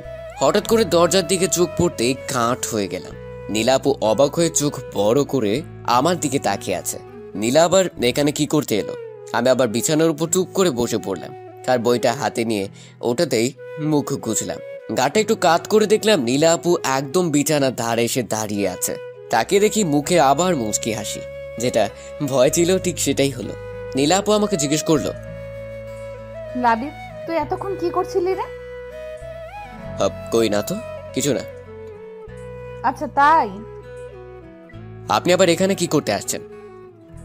তোর মা পাঠালো, নিচে গিয়ে খাবার খেতে বলেছেন। নাকি খাবারটা উপরে এনে দিয়ে যাব? না থাক, আমি নিচে গিয়ে খাবো। আপনি যান, আমি আসছি। ঠিক আছে, আয় তাহলে। আর শোন, নেক্সট টাইম দরজাটা লাগিয়ে নিস। কেন? কারণ এরকম নাচ দেখে মানুষ হার্ট অ্যাটাক করতে পারে। কথাটা বলে উচ্চস্বরে হাসতে হাসতে চলে গেল। আমাকে এরকম একটা অপমান করবে ভাবতেই পারিনি। কিন্তু এরকম হৃদয় কাড়া হাসি শুনে কেউ আর রাগ করে থাকতে পারে না, কেউই না। যাই হোক, আমি খাবার টেবিলে আসতেই দেখি নীলা আপু খাবার টেবিল ছেড়ে উঠে যাচ্ছে, আর বাকিরা সবাই অট্টহাসি দিতে ব্যস্ত। অতঃপর এখানে কি হচ্ছে বোঝার চেষ্টা করলাম, কিন্তু কিছু বুঝতে না পেরে টেবিলে গিয়ে বললাম, জেঠিমা, আমাকে খাবার দিতেই দাদু জিজ্ঞেস করলো, তা দাদু ভাই, তোমার পরীক্ষা যেন কবে থেকে? এই তো পরের সোমবারে। ও, তাহলে তো আর কয়েকটা দিন মাত্র। তো প্রস্তুতি কেমন? জি, মোটামুটি ভালোই। তা পরীক্ষা শেষ হবে কবে? কোনো রকম সমস্যা না হলে মোটামুটি 15 দিন। আচ্ছা, তাহলে তো খুবই ভালো হয়। এরপর দাদু বাবা আর জেঠুকে উদ্দেশ্য করে বলল, তোরা তাহলে সব কিছু তৈরি করা শুরু কর এখন থেকেই। আর তো মাত্র কটা দিন। ক্যাটারিং নিয়ে তোদের চিন্তা করতে হবে না, ওটা আমার বন্ধু মালিক দেখে নিবে। ওর অনেক ভালো জানাশোনা লোক আছে। তোরা বরং অন্যান্য দিকটা দেখ, আমি নেমন্তন্নের দিকটা দেখছি। বাবা আর জেঠু মাথা ঝাঁকালো। আমি অবাক হয়ে দাদুকে জিজ্ঞেস করলাম, বাসা থেকে কোনো অনুষ্ঠান আছে দাদু? আছে তো। কিন্তু কিসের অনুষ্ঠান? তখন মা পিছন থেকে বলল। কিসের আবার বিয়ের অনুষ্ঠান? আমি হকচকিয়ে বললাম, বিয়ে? কার বিয়ে? কার আবার? আমাদের নীলার। কি? নীলা আপুর বিয়ে? হ্যাঁ, এতটা অবাক হচ্ছিস কেন? আমাদের মেয়ে যখন বড় হয়েছে তখন বিয়ে তো দিতেই হবে। কতদিন আর এভাবে বসিয়ে রাখবো? হ্যাঁ তা ঠিক আছে, কিন্তু কার সাথে? তখন জেঠিমা বলল, আরে সেটা বড় কথা না, বড় কথা হলো নীলার ছেলেটাকে পছন্দ হয়ে গেছে। এতদিন কত সম্বন্ধ এলো কিন্তু নীলার কাউকে পছন্দ হয়নি, কিন্তু এবারে এক কথায় রাজি। আর নীলাকেও ছেলের মা বাবার খুব পছন্দ হয়েছে। তারা চাইছে যত দ্রুত সম্ভব নীলাকে তাদের ছেলের বউ করে নিতে। আর ছেলে? তুই ছেলে নিয়ে পড়ে আছিস কেন? তার মানে ছেলেরা কি নীলা আপুকে পছন্দ হয়েছে? আরে এমন কোনো ছেলে আছে যে আমাদের নীলাকে পছন্দ করবে না? তাছাড়া ছেলের মা বাবাও বলেছে যে আমাদের পছন্দ মানে ছেলের পছন্দ। কত ভালো ছেলে বল, আজকাল কি এমন ছেলে পাওয়া যায়? আমার নীলাটা খুব ভাগ্যবতী। আমি শিওর এই ছেলে আমার মেয়েকে অনেক ভালো রাখবে। ও। আমি মাথা নিচু করে আমার খাবার খেতে লাগলাম। বাকিরা নিজেদের মধ্যে কথা বলছে। কি হলো এটা? নীলাপুর বিয়ে ঠিক হয়ে গেছে আর নীলাপুর আছি। ভালোই, আমার তাতে কি? আমার এসব নিয়ে ভেবে কি করব? এসব বলে নিজেকে বোঝাচ্ছি ঠিকই, কিন্তু কোথায় যেন একটা অস্বস্তি অনুভব হচ্ছে। খাবার শেষে সোজা চলে এলাম, বিছানা এসে চুপ করে বসে আছি। না, আসলে আমি ভুল ভাবছি। বারবার একই ভুল কেন করছি? আসলে এখানে এসে নীলাপুর ব্যবহারে আমি অনেক কিছুই ভেবেছিলাম। ভালোই হয়েছে, এত তাড়াতাড়ি ভুলটা ভেঙে গেছে। রুমে আর ভালো লাগছে না, তাই ছাদে চলে আসলাম। ছাদের মধ্যে এসে অন্যদিকে তাকিয়ে রইলাম। আবার সেই কষ্টটা নাড়া দিয়ে উঠলো। কেন সব ভাবতে লাগলাম? হঠাৎ ছাদের অন্যদিকে চোখ গেল, দেখি নীলা আপু ছাদের ব্যালকনিতে হেলান দিয়ে ফোন টিপছে। হয়তো আগে থেকে এখানে এসেছে, নয়তোবা আমার পরে। এলো তো এলোই, আমাকে দেখলোই না। ভেবেছিলাম আজকে নীলা আপুকে নিলয়ের ব্যাপারটা জিজ্ঞেস করব, কিন্তু এখন আর তা জানার ইচ্ছে নেই। জেনেই বা কি করবো? দেখে মনে হচ্ছে কারোর সাথে মন দিয়ে চ্যাটিং করছে। থাক, আর ডিস্টার্ব না করি। যেই ছাদ থেকে নিচে নামতে যাব তখনই নীলা আপু ডাক দিল আমাকে। মুখে দেখি হাসি লেগে আছে। বাহ, নিজের বিয়ের খবর শুনে এত খুশি? নীলা আপু আমার কাছে এসেই হাসি মুখে জিজ্ঞেস করলো, কিরে, ছাদে কখন এলি? আবার চলেও যাচ্ছিস? এই তো হাওয়া খেতে এসেছিলাম। হাওয়া খাওয়া হয়েছে তাই রুমে যাচ্ছি, অনেক পড়া আছে। ও, তোর তো আবার কিছুদিন পর পরীক্ষা। যা পড়তে বস গিয়ে। কোনো সমস্যা হলে আমাকে বলবি। আচ্ছা, আমি এটা বলেই চলে এলাম। আমি ভেবেছিলাম যে আমাকে ডেকে কথা বলবে, এভাবে যে দাঁড়িয়ে দিবে তা ভাবেনি। মুখে কি হাসি দেখো! আরে বাবা, বিয়ে হতে যাচ্ছে তাতে কি? এত আদিক্ষেতা দেখানোর কি আছে? ফালতু। শেষ পরীক্ষাটা দিয়ে এসে দেখি বাড়িতে লোকজনের অভাব নেই, সবাই কাজ করছে। বাড়িটা সুন্দর করে সাজানো হচ্ছে আর কি, আর নানা রঙের বাতি দিয়ে সাজানো হচ্ছে। এই বাড়িটা বিয়ে বলে কথা। আমি এদিক ওদিক তাকিয়ে নিজের রুমে যাচ্ছিলাম। সবাই দেখে খুব ব্যস্ত। আমি কারো নজরে পড়লাম না। মনে হয় আজকে আমার শেষ পরীক্ষা ছিল, কিন্তু মনে হচ্ছে এমন কেউ এই বাসাতে নেই যে আমার পরীক্ষা কেমন হলো তা জিজ্ঞেস করবে। আমি নিজের রুমে এসে চুপচাপ বসে রইলাম। কিছুক্ষণ বসে থাকার পর আর ভালো লাগছে না, তাই ভাবছি যাই, ছাদে যাই, যদি একটু ভালো লাগে। কিন্তু বাইরে এসে দেখি ছাদে এক প্রকার জলসা চলছে। সবাই মিলে আড্ডা দিচ্ছে আর হাসাহাসি করছে। সবার মাঝখানে বসে আছে নীলা আপু, সেও সবার সাথে হাসছে। নীলাপুর হাসির শব্দটা বরাবরই সুন্দর। সবার হাসির মাঝেও এই হাসিটা আলাদা করা যায়। কিছুক্ষণ সেখানে তাকিয়ে থেকে আবার নিজের রুমে চলে এলাম। এখন কি শান্তিতে ছাদেও যেতে পারবো না? রুমে এসে গালে হাত দিয়ে বসে আছি, মেজাজটাই খারাপ হয়ে যাচ্ছে বসে থাকতে থাকতে। ক্ষুধাও লাগছে অনেক। আসলে দুপুরে কিছু খাইনি, ক্ষুধার সহ্য করতে না পেরে নিচে চলে এলাম। নিচে এসেই আম্মুকে পেয়ে গেলাম। কার সাথে জানি কথা বলছে, তাই তার পাশে গিয়ে দাঁড়ালাম আর বলতে লাগলাম, মা মা মা ওই আন্টিটার সাথে কথা বলছে। আমি যে ডাকতেছি সেটা মনে হয় শুনতেই পাচ্ছে না। মা, এটা কি ধরনের ব্যবহার লাবিব? তুই দেখছিস না একজনের সাথে কথা বলছি? কিন্তু মা, আমার খিদে। আমার কথাটা শোনার আগে আম্মু সেই আন্টির সাথে কথা বলতে বলতে হেঁটে চলে গেল, আর আমি হা হয়ে তাকিয়েছিলাম। এমনটাও আমার সাথে হবার ছিল? এতদিন আম্মু খাবার নিয়ে আমার পিছু পিছু ঘুরতো, আর আজকে আমি নিজে থেকে যাচ্ছি তবুও পাচ্ছি না। মনে হচ্ছে না এটা আমার নিজের বাড়ি আর বাড়ির মানুষগুলো আমার আপনজন। সবাই আজকে এতটা ব্যস্ত যে আমাকে ভুলেই গেছে। কিছুক্ষণ ছন্নছাড়া হয়ে এদিক সেদিক ঘুরলাম, যদি আমার মুখ দেখে কারোর মায়া হয় আর কি। না, একে তো খালি পেট, তার উপর আবার এই কোলাহল, ভালো লাগছিল না। তাই আমার নিজের রুমে চলে এলাম। তখন হঠাৎ লাবিব, নীলাপুর কণ্ঠ শুনে হকচকিয়ে উঠে বসে পড়লাম। উঠেই নীলাপুর দিকে হা করে তাকিয়েছিলাম। নীলাপু এখন বউ সাজে আছে, শুধু ঘোমটাটাই নেই মাথায় তার। অনেক সুন্দর লাগছে এই সাজে তাকে। মন চাচ্ছে অপলক তাকিয়ে থাকি। পরক্ষণে মনে হলো একটু পর ওর বিয়ে, তাই এসব ভেবে লাভ নেই। চোখ নামিয়ে জিজ্ঞেস করতে যাব আমার রুমে কেন। তার আগে নীলাপু বলল, লাবিব তোর পরীক্ষা কেমন হলো? আমি অবাক হয়ে মাথা ঝাঁকালাম, এটা জানার জন্য যে সে এই সময় এখানে কেন। আচ্ছা, তোর সাথে আমার একটা গুরুত্বপূর্ণ কথা ছিল। কি কথা বলুন। আসলে কি করে যে বলবো। সমস্যা নেই, বলেন। আসলে আরে নীলা, তুই এখন এখানে কি করছিস? দরজার কাছ থেকে মা এই কথাটা বলল। মার দিকে তাকাতেই নীলা আপু চমকে উঠল আর বলল, আসলে ওর সাথে আমার কিছু কথা বলার ছিল, সেই জন্যই। এখন আবার কি কথা তোর? পরে অনেক সময় পাবি কথা বলার জন্য, তখন বলিস। এখন যা, নিজের রুমে যা। নীলা আপু আর কিছু না বলে আমার দিকে একবার তাকিয়ে মাথা নিচু করে চলে গেল। তখন মা আমার দিকে তাকিয়ে একটা হাসি দিয়ে বলল, নে, জলদি এগুলো পরে রেডি হয়ে নে। আমি মার হাতের দিকে তাকিয়ে দেখি বড় শেরওয়ানি আর পায়জামা। আমি অবাক হয়ে মার দিকে তাকালাম। তখন মা একটা মুচকি হাসি দিল। মায়ের সেই হাসিতে যেন আমি আমার সব উত্তর পেয়ে গেলাম। সাথে সাথে আমি আবেগে মাকে জড়িয়ে ধরলাম। তখন মা আমার কপালে একটা চুমু দিয়ে বলল, জলদি রেডি হয়ে নিচে চলে আয়, সবাই অপেক্ষা করছে। মা চলে যাওয়ার পর নিজে নিজেই হাসতে লাগলাম। তার মানে এতদিন বাসার সবাই আমার সাথে গেম খেলছিল, আর নীলাও কম কিছু করেনি। আমি এতদিন বোকার মতো অসহায় হয়ে সবকিছু সহ্য করে গেছি। এখন আমি নীলার পাশে বরের বেশে বসে রয়েছি। কখনো ভাবতেও পারিনি এই দিনটা আসবে।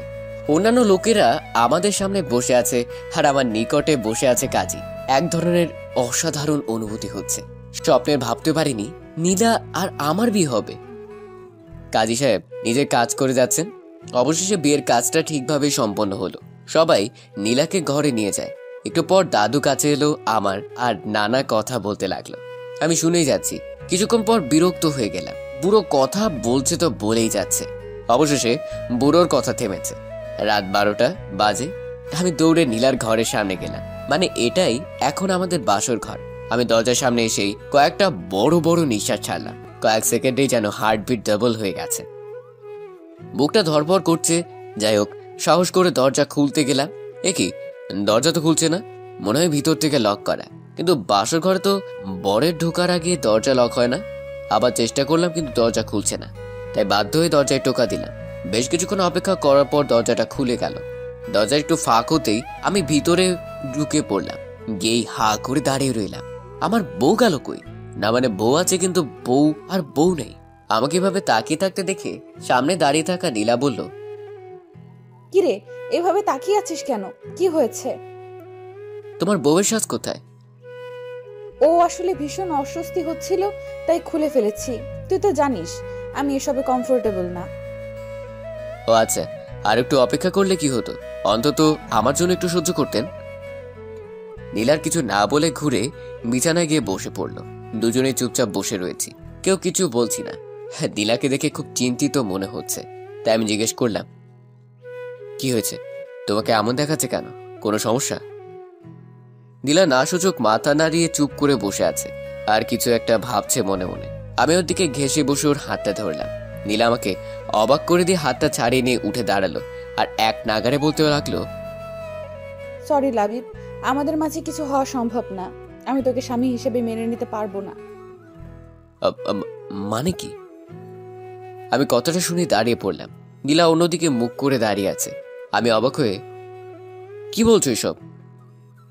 I am sorry Labib, but তোকে স্বামী হিসেবে মেনে নেওয়া আমার পক্ষে সম্ভব না। তুমি আমার সাথে মজা করছো নাকি? এটা কি কোনো মজা করার সময়? আমি কোনো মজা করছি না, আমি সিরিয়াস। কথাটা বলে নীলা আমার দিকে ঘুরে তাকালো। ওর চোখে জল ছলছল করছে।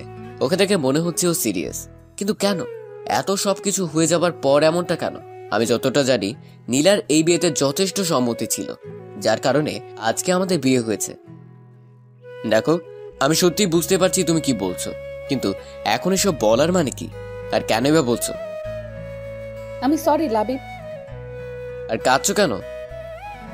বিশ্বাস কর, আমি তোকে কষ্ট দিতে চাইনি আর ঠকাতেও চাইনি। আমি অনেক চেষ্টা করেছিলাম। মানে কি? কি হয়েছে একটু বলবে? আর এই কান্নাকাটি বন্ধ করো। আমি সরি। বুঝতে পারছি না আমি কি করব। এখন তো আমার কাঁদা উচিত, কিন্তু এ কেন কাঁদছে? তখন নীলা চোখ মুছতে মুছতে বলল, তোর মনে আছে বিয়ে হওয়ার আগে তোর রুমে গিয়েছিলাম? আছে। তুমি কিছু একটা বলতে চাইছিলে, কিন্তু আম্মু আশায় আর বলতে পারোনি। হ্যাঁ, আসলে নিলয়। কি আবারই নিলয়? এখানে আবার নিলয় কোথা থেকে আসলো? নিলয় এখন হসপিটালে আছে। ও, খুবই দুঃখজনক। কিন্তু হসপিটালে থাকার সাথে আমাকে না মেনে নেওয়ার কি কারণ? কারণ আছে। কি কারণ? আজকে ও শুধু হসপিটালে আমার কারণেই আছে। আমার কারণেই ওর অ্যাক্সিডেন্ট হয়েছে। তোমার কারণে মানে? নিলয় আমাকে এখন ভালোবাসে, আরও চাইনি আমি বিয়ে করি, কিন্তু। এক মিনিট। কিসের ভালোবাসা? নিলয় কে হয় তোমার? বিয়ে নিয়ে কথা বলার? ও নিজেই তো বিবাহিত। না, নিলয় বিয়ে করেনি। বিয়ে করেনি মানে? তুমি তো বলেছিলে ও বিয়ে করেছে। আর বিয়ে যদি না করে থাকে তাহলে ওই মেয়েটা কে ছিল? আসলে ব্যাপারটা একটু জটিল। নিলয়ের একটা যমজ ভাই আছে যার নাম নীল। আমিও সেটা জানতাম। কিছুদিন আগে নিলয় জানিয়েছিল, কিন্তু আমি বিশ্বাস করিনি। বিশ্বাস করলে হয়তো আজকে এত কিছু হতো না। কথাটা বলেই আবার কান্না শুরু করলো। আমার নীলের যমজ ভাইয়ের কথা শুনে কেমন যেন জট বেঁধে গেল। তখনই আমি বললাম, তার মানে তুমি বলতে যাচ্ছ ওই মেয়েটা নীলের বউ আর নিলয়ের ভাবি? আমি প্রথমে নিলয় আর ওর ভাবিকে একটা রেস্টুরেন্টে দেখেছিলাম। নিলয়ের সাথে অন্য মেয়েকে দেখে আমার রাগ উঠে যায়। তাই আমি ওদের সামনে যাই আর জিজ্ঞেস করি যে এই মেয়েটাকে। তখন নিলয় কোনো উত্তর দেয়নি। তখন ওর সাথে থাকা মেয়েটা মানে ভাবি বলেছিল নিলয় নাকি ওর স্বামী। কিছুদিন আগেই ওদের বিয়ে হয়েছে। নিলয়ের বিয়ের কথাটা যেন আমার বিশ্বাসই হচ্ছিল না। আমি বারবার নিলয়কে জিজ্ঞেস করার পরও কোনো উত্তর দিচ্ছিল না। তাই আমি ধরেই নিয়েছিলাম যে নিলয় আমাকে ঠকিয়ে বিয়ে করে নিয়েছে, যার কারণে আমি ওর সাথে সব যোগাযোগ বন্ধ করে দিই। ও আমার সাথে দেখা করার অনেক চেষ্টা করেছিল। ওর প্রতি এত ঘৃণা সৃষ্টি হয়েছিল যে আমি দেখা করিনি। তাহলে কি করে জানলে ওটা ওর ভাবি ছিল? আর যদি ওর ভাবি ছিল তাহলে তাকে কেন স্বামী ভাবতো? নিশ্চয়ই মেয়েটা জানতো তারা জমজ ছিল। বলছি, কালকে কিছু জিনিস কেনার জন্য শপিং মলে যাই। এখানেই নিলয়ের মুখোমুখি হই, তাই বাধ্য হয়েই ওর কথা আমাকে শুনতে হয়েছিল। আসলে নিলয়ের ভাই নিলয় বাইরে থেকে লেখাপড়া করেছে। ওখানে থাকতেই নাকি ওর ভাইয়ের একটা মেয়ের সাথে রিলেশন হয়। দেশে আসার পরেই ওদের বিয়ে হয়, কিন্তু বিয়ের কয়েকদিন পর নাকি নীল মারা যায়। আর ওই মেয়ে নীলের মৃত্যুতে মেন্টালি ডিসেবল হয়ে পড়ে আর নিলয়কে তার স্বামী ভাবতে শুরু করে দেয়। ডাক্তারের কথা অনুসারে নিলয় নীল হিসেবে অভিনয় করে যাচ্ছে ওর ভাবিকে সুস্থ করতে। ওই দিন আমি নিলয়ের কোনো কথাই বিশ্বাস করিনি, কারণ নিলয় আমাকে কখনো ওর যমজ ভাইয়ের কথা বলেনি। আসার সময় ওকে আমি আমার বিয়ের কথা বলে দিয়েছিলাম আর আমাকে ডিস্টার্ব করতে বারণ করেছি। আর আজকে অন্য একটা নাম্বার থেকে নিলয় আমাকে ফোন দেয়। আমাকে অনেক বোঝানোর চেষ্টা করে, কিন্তু আমি ফোন রেখে দেই। তারপর আমার ফোনে অনেকগুলো ছবি আসে নিলয়ের নাম্বার থেকে। এই দেখ। বলেই নীলা আমার দিকে ফোনটা এগিয়ে দিল। ছবিগুলো দেখে বুঝলাম এগুলো নীলের বিয়ের ছবি। সেখানে নীল আর নিলয় দুজনই আছে। ছবিগুলো দেখে আমি নীলাকে বললাম, যখন জেনে গেছিলে নিলয় তোমাকে ঠকায়নি, তাহলে আমাকে বিয়ে করলে কেন? না করে দিলে তো সব শেষ হয়ে যেত। আর তুমি এখন বলছো? আমি কি করব ঠিক বুঝতে পারছিলাম না তো। এত কম সময়ের মধ্যে এত কিছু হয়ে গেল যে আমি তো এটা তোকে জানাতেই তখন তোর রুমে গিয়েছিলাম আর বলে উঠতে পারিনি। আর অন্য কাউকে বলার সাহস পাচ্ছিলাম না।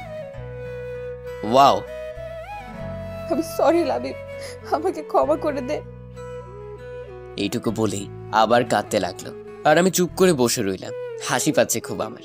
ও আমার ভাগ্যের উপর কি ভুল করেছিলাম যে আমাকে তার মাসুল দিতে হচ্ছে? হয়তো নীলাকে ভালোবাসাটাই আমার সব থেকে বড় ভুল ছিল। আমার না খুব ভয় করছে, নিলয়ের না কিছু। নীলার কথাটা শুনে রাগ উঠে গেল। যদিও সে কেঁদে কেঁদে কথা বলছে, কথা শুনে মনে হচ্ছে সব খাবার ওর আর নিলয়েরই হয়েছে, আর আমার সাথে কিচ্ছুই হয়নি। আমার জীবনটা শেষ করে দিল এই মেয়েটা, আর এখন বসে বসে অন্যের জন্য কান্না করছে। হঠাৎ করেই নীলার ফোনটা বেজে উঠলো। তারপর নীলা ফোনটা রিসিভ করলো। আমি যেটুকু বুঝলাম, নীলা এখন আউট অফ ডেঞ্জার। নীলাকে এখন দেখে মনে হচ্ছে ও অনেকটাই নিশ্চিন্ত। হাসি মুখে চোখের পানি মুছতে মুছতে ওয়াশরুমে চলে গেল, আর আমি নিজের জায়গাতেই বসে রইলাম। আমার মনের ভিতর যে কি ঝড় বইছে তা আমি বলে বোঝাতে পারবো না। কিছুক্ষণ পর নীলা বেরিয়ে এসে আর জিজ্ঞেস করলো, লাবিব, তুই ঠিক আছিস? কিরকম হাস্যকর একটা প্রশ্ন! আমার সাথে এত কিছু করে এখন বলছে আমি ঠিক আছি কিনা। আমি ঠিক আছি। আমার আবার কি হবে? তাহলে তোকে এমন দেখাচ্ছে কেন? আমি কিছু না বলেই দরজার দিকে পা বাড়ালাম। পেছন থেকে নীলা বলে উঠলো, কোথায় যাচ্ছিস তুই? আমার খুব ঘুম পাচ্ছে, তাই ঘুমাতে যাচ্ছি। তাহলে ওইদিকে কোথায় যাচ্ছিস? কই ঘুমাবি তুই? আমার রুমে। কেন? কেন আবার? এটা তো তোমার রুম। একটু পর তুমি এটাই বলবে যে তুই আমার সাথে ঘুমাতে পারবি না, তাই আমি নিজে থেকেই চলে যাচ্ছি। তুই এভাবে কথা বলছিস কেন? কেউ যদি জানতে পারে তুই অন্য রুমে ঘুমিয়েছিস, তাহলে সবাই কি ভাববে? যেটা ভাবার সেটাই ভাববে, আর এখানে কে কি ভাবলো তাতে কি আসে যায়? আজ হোক বা কাল হোক, সবাই তো জানতেই পারবে। লাবিব, আমি সত্যি অনেক সরি। তোর সাথে যা হয়েছে তা ঠিক নয়। বিশ্বাস কর, আমি বুঝতে পারছি তোর ভেতরে কি চলছে। এই মুহূর্তে নীলার এইরকম কথাগুলো শুনতে কষ্ট হচ্ছে, খুব রাগও হচ্ছে ওর উপর। তাই নীলার কোনো কথা না শুনে আবার দরজার দিকে পা বাড়াতেই নীলা পেছন থেকে হাত টেনে ধরলো। নীলা আমার হাত ধরতে এতক্ষণে দমিয়ে রাখা রাগটা বেরিয়ে গেল, তাই ঘুরে একটা থাপ্পড় মেরে দিলাম। নীলা থাপ্পড়টা সামলে ওঠার আগেই ওকে দেয়ালের সাথে চেপে ধরলাম। হঠাৎ করে নীলা আমার এমন রাগ দেখে ভয় চুপসে গেল। ভয়ত কণ্ঠে বলল, কি করছিস তুই? তোমার আমাকে কি মনে হয় পুতুল? যখন যা ইচ্ছে তখন আমার সাথে তাই করবা, আর আমি সবকিছু চুপচাপ মেনে নিব? আমি সরি। আর কি বলবো, কিছুই বলার নেই। তাই নীলাকে ছেড়ে দিয়ে ব্যালকনিতে চলে এলাম। বাইরে অনেক ঠান্ডা বাতাস বইছে, আর কিছুক্ষণ পর বৃষ্টি শুরু হলো। বাতাসের ঝটকায় বৃষ্টির ফোঁটা আমার পুরো শরীর এসে পড়ছে। অন্য সময় হলে দৌড়ে এতক্ষণে রুমে চলে যেতাম, কিন্তু আজ এখানে দাঁড়িয়ে দাঁড়িয়ে ভিজছি। খুব ভালো লাগছে এখানে দাঁড়িয়ে থাকতে। যতবারই নীলাকে নিজের করে নেওয়ার চেষ্টা করছি, ততবারই এমন হয়েছে।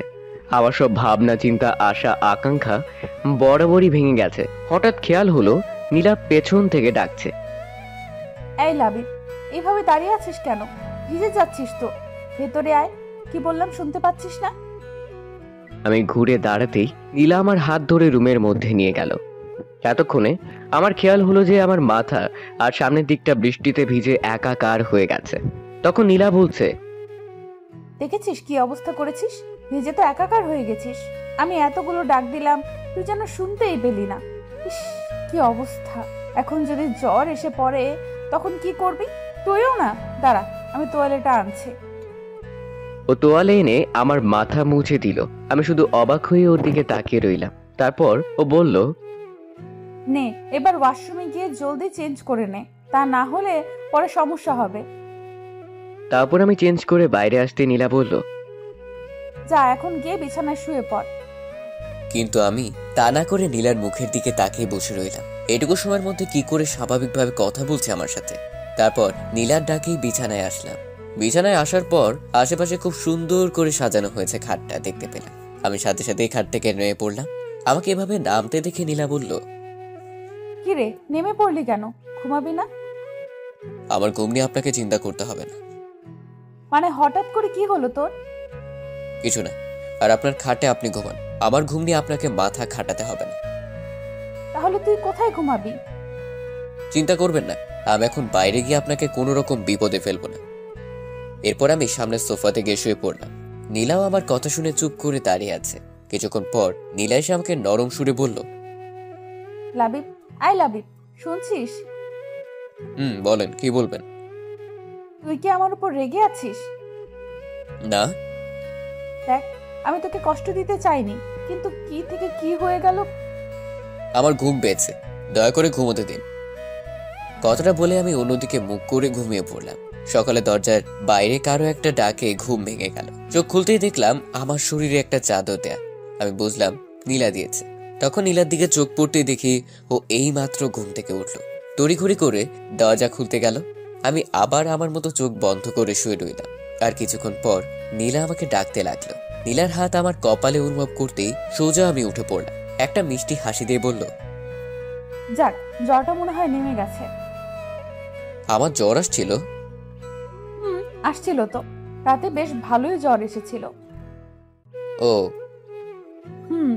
রাতেই বুঝেছিলাম যে তোর জ্বর আসবে, তাই আর ঘুমোইনি। কেন ঘুমোনি কেন? আমি ঘুমালে তোর জ্বরটা কি কমতো নাকি? আমার জন্য আপনাকে রাত জাগতে বলেছি নাকি? এছাড়া এই জ্বর আমার কাছে নতুন কিছু না। আরে এটা কি ধরনের কথা? তোকে ওভাবে কষ্ট পেতে দেখবো নাকি? ও আচ্ছা, আমার কষ্ট নিয়ে আপনি এতটা ভাবেন? অনেক ধন্যবাদ আপনাকে। নীলা আমার কথার খোঁচাটা বুঝতে পেরে চুপ করে মাথা নিচু করে বলল, এভাবে বলছিস কেন? আমি তো ইচ্ছে করে তোর সাথে এমনটা করিনি। তো একবারও বলিনি আপনি ইচ্ছে করে এমনটা করেছেন। এটা আমার ভাগ্যে ছিল, আপনার কোনো দোষ নেই। লাবিব দেখ, আমরা চাইলে কিন্তু ব্যাপারটা সহজ করতে পারি। আপনার কাছে এই ব্যাপারটা যতটা সহজ মনে হচ্ছে, আমার কাছে এই ব্যাপারটা ততটাই কঠিন। অবশ্য আপনি এটা বুঝবেন না, বুঝলে হয়তো এমনটা আমার সাথে হতো না। লাবিব, আপনি চিন্তা করবেন না, আর আপনি নিশ্চিন্ত থাকতে পারেন যে আমি আপনাকে কখনো আটকাবো না, আর আটকানোর চেষ্টাও করব না। আপনি যখনই চান তখনই আপনি নিলয়ের কাছে যেতে পারেন।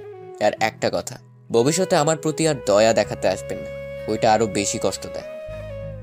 নীলা কিছু বলতে যাচ্ছিল, কিন্তু আমি সোজা ওয়াশরুমে চলে আসলাম।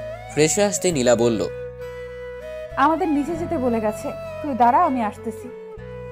তারপর নাস্তা করে ড্রয়িং রুমে বসে আছি বাকি সবার মতো। বাকি সবে বলতে দাদু আর জেঠুই বসে আছে। বাবা অফিসের জন্য বেরিয়ে গেছেন। আমি ফোন টিপছিলাম। বেশ কিছুক্ষণ পর দুদু আমাকে বলে উঠল, তা দাদু ভাই, কালকে তো তোমার পরীক্ষা ছিল। আসলে কালকে সব কিছু নিয়ে ব্যস্ত থাকার কারণে তোমাকে জিজ্ঞেস করতেই পারিনি। তা কেমন হয়েছে পরীক্ষা? ভালো। দাদু ভাইয়ের মনটা খারাপ নাকি? কেমন জানি মন মরা লাগছে, আর কথাও ঠিকভাবে বলছো না। না দাদু, তেমন কিছু না, আসলে কাল রাতে ঘুম হয়নি তাই। দাদু কথাটা শুনেই কাশতে লাগলো। জেঠু খবরের কাগজটা পড়ার জন্য বড় করে ধরলেন মুখের উপর। রোমান্টি মানে কাজের লোক চা দিতে এসেছিল। আমার কথাটা শুনে ফিক করে হাসি দিয়ে চলে গেল। আমি হঠাৎ করে সবার এমন আচরণের কোনো হেতু খুঁজে পেলাম না। তখন চায়ের কাপটা হাতে নিয়ে একটা চুমুক দিয়েছি। আবার রুমি আন্টি এসে আমাকে বলল যে নীলা নাকি আমাকে ডাকছে রুমের মধ্যে। আজব, এই মহিলা খালি হাসে কেন? এবার সোজা উপরে রুমে চলে এলাম।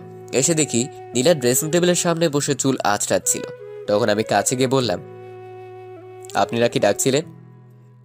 আসলে আমি একটু বের হব। সেটা আমাকে এভাবে ডেকে বলার কি আছে? আপনার ইচ্ছে হয়েছে আপনি যাবেন? না, আসলে তোকেও আমার সাথে যেতে হবে। আমার কেন যেতে হবে? না, আমি তো এখন হুট করেই বাড়ির বাইরে বের হতে পারি না, তুই সাথে গেলে ভালো হতো। তো যাবেন কোথায়? হসপিটালে। আসলে হয়েছে, আমি বুঝতে পেরেছি, আর বলতে হবে না। তারপর আমি রেডি হয়ে নীলার দেওয়ার ঠিকানা অনুযায়ী হসপিটালে গেলাম। কিন্তু এখানে আসার পরই নীলা আমাকে অবাক করে দিয়ে আমি গাড়ি থেকে নামার আগে সে দৌড়ে হাসপাতালের ভেতরে চলে গেল। মনে হচ্ছে আমার কথা ভুলেই গেছে। নীলা চলে যাওয়ার পর আমি গাড়িতেই বসে রইলাম। ভেবেছিলাম ওর সাথে ভিতরে যাব, কিন্তু আমার সাথে যে এমন ব্যবহার করবে ভাবতেও পারিনি। যাকে আমার ওখানে যাওয়ার কোনো শখ নেই। বেশ খানিকটা সময় গাড়িতে বসে থাকার পর খুব বোর লাগছে, তাই একটু বাইরে বের হয়ে আশপাশটা দেখছিলাম। তখন দেখি নীলা বেরিয়ে আসছে।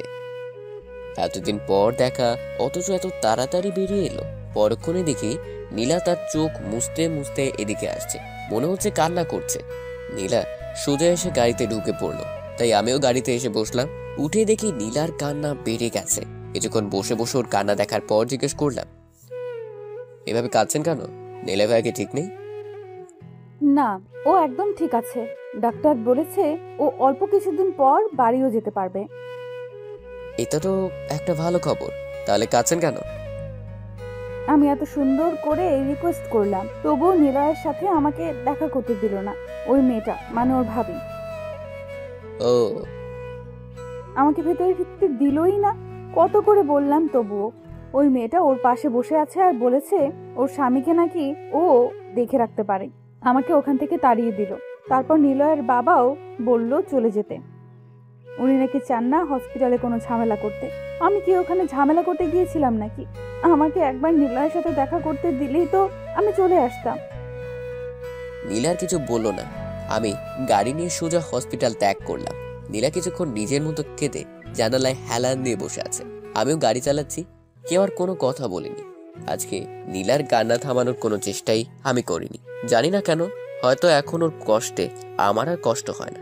অতঃপর বাড়িতে এসে পড়লাম, দেখি নীলা জানালাতে হেলান দিয়ে ঘুমিয়ে পড়েছে। কিন্তু ওকে ডাক দিতে গিয়েও ডাক দিতে পারলাম না। ওর ঘুমন্ত চেহারায় কেমন অদ্ভুত একটা মায়া আছে। একবার তাকালেই তাকিয়ে থাকতে মন চায়। এভাবে কেটে গেল কিছুক্ষণ। আমার ফোনের শব্দে নীলার ঘুম ভেঙে গেল। আমিও সাথে সাথে অন্যদিকে তাকালাম। একটু স্বাভাবিকভাবে এনে কলটা ধরলাম, আর নীলা আমার দিকে তাকিয়ে থেকে বাড়ির ভিতর চলে গেল। বিকালের দিকে অফিস থেকে ফিরছিলাম। আপনাদের তো বলাই হয়নি, আমি আমাদের অফিসে বাবার দাদুর কথায় জয়েন করেছি। হঠাৎ একটা পার্কের সামনে নীলাকে দেখতে থেমে গেলাম। খুব বিচলিত দেখাচ্ছিল নীলাকে। দেখে মনে হচ্ছে কারো জন্য অপেক্ষা করছে আর বারবার কাকে যেন ফোন করছিল, আর প্রত্যেকবার বিরক্তি নিয়ে ফোনটা কান থেকে নামিয়ে নিচ্ছিল। আমি ভাবলাম ওর হয়তো কোনো সমস্যা হয়েছে, তাই গাড়ি থেকে নেমে ওর দিকে এগোতে গিয়েই আবার থেমে গেলাম, কারণ নীলা এসে ওখানে উপস্থিত হয়েছে। হয়তো সে এতক্ষণ তার জন্য অপেক্ষা করছিল। নিজের উপরেই রাগ হলো। শুধুই ওখানে যাচ্ছিলাম। আমি কেন যে ভুলে যাই, তাই আমি গাড়ি স্টার্ট দিয়ে বাসার দিকে চলে এলাম, এদেরকে পিছনে ফেলে। আসলে আমার আর নীলার বিয়ের প্রায় 2 মাস হয়ে গেছে। এই 2 মাসে আমরা নিজেদের মতো গুছিয়ে নিয়েছি। এখন আর কোনো প্রবলেম হয় না। মানে প্রথমে প্রবলেম হতো নীলার সাথে এভাবে থাকতে, আবার পরিবারের সামনে ভালো বউ বরের নাটক করতে। এখন আমরা যে যার ইচ্ছে মতো লাইফ স্পেন্ড করছি। মানে একসাথে একই ঘরে থাকি, কিন্তু কেউ কারো লাইফ নিয়ে কথা বলি না। আমি যথারীতি আমার পড়াশোনা চালিয়ে যাচ্ছি, এর মাঝে মধ্যে অফিস। এক কথায় সবসময় নিজেকে ব্যস্ত রাখছি। নিজে যদি ব্যস্ত থাকি তাহলে অন্যের লাইফ নিয়ে মাথা ঘামানোর কোনো প্রশ্নই আসে না। আর নীলাও আছে নিজের মতো। ওর ফাইনাল ইয়ারের এক্সাম দিয়েছে কিছুদিন আগে। নিলয় হসপিটাল থেকে ছাড় পেয়েছিল 15 দিন আগে। আর নীলা ও নিলয়ের সম্পর্ক ঠিক আগের মতোই ভালো হয়ে গেছে। ওরা যেমন প্রেমিক প্রেমিকা ছিল ঠিক তেমনই আছে। নিয়মিত দেখা, কথা, ফোনে কথা বলা সব ঠিকঠাকই চলছে। আদিবাকে মানে নিলয়ের ভাবিয়ে নিয়ে যে সমস্যা হতো তা এখন আর হয় না, কারণ নীলা তো সব জেনে গেছে। জানি না ওরা এখন কিসের অপেক্ষা করছে। বিয়ে করে নিলেই তো পারে। এতে আমি একেবারে জন্যই মুক্তি পেয়ে যেতাম। এসব নাটক আর ভালো লাগছে না। আসলে এটা পারলে ওরা এতদিনে করেই ফেলতো, কিন্তু আইনের কারণে পারছে না। আগে তো আমার থেকে ডিভোর্স নিতে হবে, আর 6 মাস না হলে ডিভোর্সটা হবে না। এক কথায় 3 জনই ঝুলে আছি সময়ের বাঁধনে। সময় শেষ হলে সবাই মুক্তি। রুমে থেকে ফ্রেশ হয়ে বিছানায় বসলাম। তখন চোখে পড়লো ফ্লোরে পড়ে থাকা কাগজের দিকে। আমি উঠে গিয়ে কাগজটা হাতে নিলাম। সেখানে কিছু লেখা আছে, তাই কাগজটা উল্টে ভাঁজ করলাম। খুলে অবাক হলাম, কারণ এটা একটা চিঠি, আর চিঠিটা নীলাকে লেখা হয়েছে। অন্যের চিঠি আমার পড়া উচিত না, তাই চিঠিটা নীলার ড্রেসিং টেবিলের উপর রেখে দিলাম। তারপর আমি আবার আগের জায়গায় এসে বসে পড়লাম। ফোনে ফেসবুকে ঢুকে নিউজ ফিড ঘাটছি, কিন্তু বারবার চোখটা ওই চিঠির দিকেই যাচ্ছে। শান্তি পাচ্ছি না কোনো মতেই। তাই আর থাকতে না পেরে চিঠিটা নিয়ে এসে পড়তে লাগলাম। লেখা ছিল, প্রিয় নীলা, কিছুদিন থেকে আমি তোমাকে একটা কথা বলবো, কিন্তু বলে উঠতে পারছি না। যদিও এটা তোমাকে এখন বলা জরুরি। যতবারই বলতে গেছি ততবারই আটকে গেছি কোনো না কোনো কারণে। আমি এটা বুঝতে পেরেছি যে আমি এই কথাগুলো তোমার সামনাসামনি বলতে পারবো না, তাই বাধ্য হয়েই এই চিঠিটি লিখেছি। আমি জানি তুমি এই চিঠিটা পড়লে হয়তোবা রাগ করবে, নয়তোবা কষ্ট পাবে। আমি আগেই সেজন্য ক্ষমা চেয়ে নিচ্ছি। আসলে কথাটা হলো, আমি মনে করি আমাদের এখন একটা সিদ্ধান্ত নিতে হবে, কিন্তু তার আগে তোমাকে কিছু জানিয়ে দেওয়া দরকার। আমার ভাই নীল ও তার বউ সম্পর্কে তুমি সবই জানো। নীলের বউ আবিদা আমাকে নীল ভাবে। জানো, আমি ভেবে পাচ্ছি না একটা মানুষ কি করে একজনকে এতটা ভালোবাসতে পারে। তার ভালোবাসার মানুষ যে আর নেই সে তা বিশ্বাস করে না। যে কয়দিন আমি হাসপাতালে থেকেছি আমি বুঝেছি যে আদিবা কতটা সহজ সরল। ওর মনে যেন শুধু ভালোবাসা আর কিছুই নেই। ওর সবটুকু ভালোবাসা দিয়ে আমাকে যত্ন করে সুস্থ করে তুলেছে। এক মুহূর্তের জন্য সে আমাকে একা ফেলে যায়নি, সব সময় আমার পাশেই ছিল। ভাবতে পারছো তার মানে কি পরিমাণ ভালোবাসা আছে? যদিও আমি জানি এই ভালোবাসাটা আমার জন্য নয়, নীলের জন্য। আর কি জানো, আমি তার এই ভালোবাসাকে ভালোবেসে ফেলেছি নিজের অজান্তেই। আর আমি এটা চাই না কখনো আদিবা এই সত্যটা কখনো জানো যে তার নীল মারা গেছে। আমি ওকে কষ্ট পেতে দেখতে পারবো না। আমি সারা জীবন ওর সাথে নীল হয়েই থাকতে চাই। আশা করি তুমি বুঝতে পারছো আমি কি বোঝাতে চেয়েছি। দেখো, এটাই হয়তো আমাদের ভাগ্যে ছিল। তা না হলে দেখো, তুমি আমাকে অন্য একটা মেয়ের সাথে দেখে ভুল বুঝলে, আর সত্যিটা না শুনেই তুমি বিয়ে করে নিলে বা বিয়ে হয়ে যায়। এত কিছু হয়তো এজন্যই হয়েছে। আর তাছাড়া লাবিব তোমাকে ভালোবাসে, আর আমাদের এটাই মেনে নেওয়া উচিত। এটাই আমাদের সবার জন্য ভালো হবে। আমাকে ক্ষমা করে দিও, আমি তোমাকে না জানিয়ে আদিবাকে বিয়ে করে নিয়েছি। দেখো, লাবিব তোমার বিয়ে করার স্বামী, আর বিয়েটা কোনো ছেলে খেলা নয়। আর আমি চাই তুমি লাবিবকে নিয়েই সুখে থাকো। ইতি, নিলয়। চিঠিটা পড়ার পর আমি কিছুক্ষণ স্থির হয়ে বসে রইলাম। চিঠিটার কথাগুলো কেন জানি না বিশ্বাস হচ্ছে না। যে চিঠিটা আবার ফার্স্ট টু লাস্ট পড়লাম, না সব তো ঠিকই আছে। তার মানে চিঠিটার এই মানে বোঝায় যে নিলয় নীলার সাথে সম্পর্ক রাখতে চায় না, সে বিয়ে করে নিয়েছে আর নীলাকে বলে দিয়েছে আমার সাথে সুখে থাকতে। ওয়াও! অতঃপর চিঠিটা যেরকম ভাবে ছিল সেইভাবেই আবার ফ্লোরে রেখে দিলাম। কি আজব পাবলিক মাইন্ড! এই নিলয় প্রথমে তো হঠাৎ করে ফিরে এসে আমার বিয়ের 12টা বাজিয়ে দিল, আর এতদিন পর বলছে আমার সাথে সুখের সংসার করতে। What a joke! তাহলে এবার নীলা কি করবে? আমার কাছে ফিরে আসবে? ফিরে আসলেই বাকি, আমি আর নিজেকে কষ্ট দিতে চাই না। এমনিতেই এই মেয়ে আমার 16 আনা জীবনের 12 আনাই ধ্বংস করে, বাকিটা আঁকড়েই আমি বেঁচে আছি। আর নয়, কিন্তু নীলা কি এত কিছু এত সহজে মেনে নেবে? মনে হয় না। আমি কেন এত চিন্তা করছি? ওদের বিষয় ওরাই বুঝে নিবে, আমি না হয় আমার মতোই থাকি। হঠাৎ মনে প্রশ্ন জাগলো, চিঠিটা এভাবে পড়ে আছে কেন? নীলা কি চিঠিটা পেয়েছে? না না, চিঠিটা যখন নীলার জন্য এসেছে তখন সে নিশ্চয়ই পেয়েছে। আর এই জন্য হয়তো নীলা বাইরে ওই পার্কে গেছে নীলার সাথে দেখা করতে। যদি তাই হয় তবে সে এই চিঠিটা এভাবে কেন রেখে গেল? অন্য কেউ যদি এটা দেখতে পেত তাহলে বড় ধরনের সমস্যা হতো। নাকি এটা ভুল করে এখানে পড়ে গেছে, কি জানি।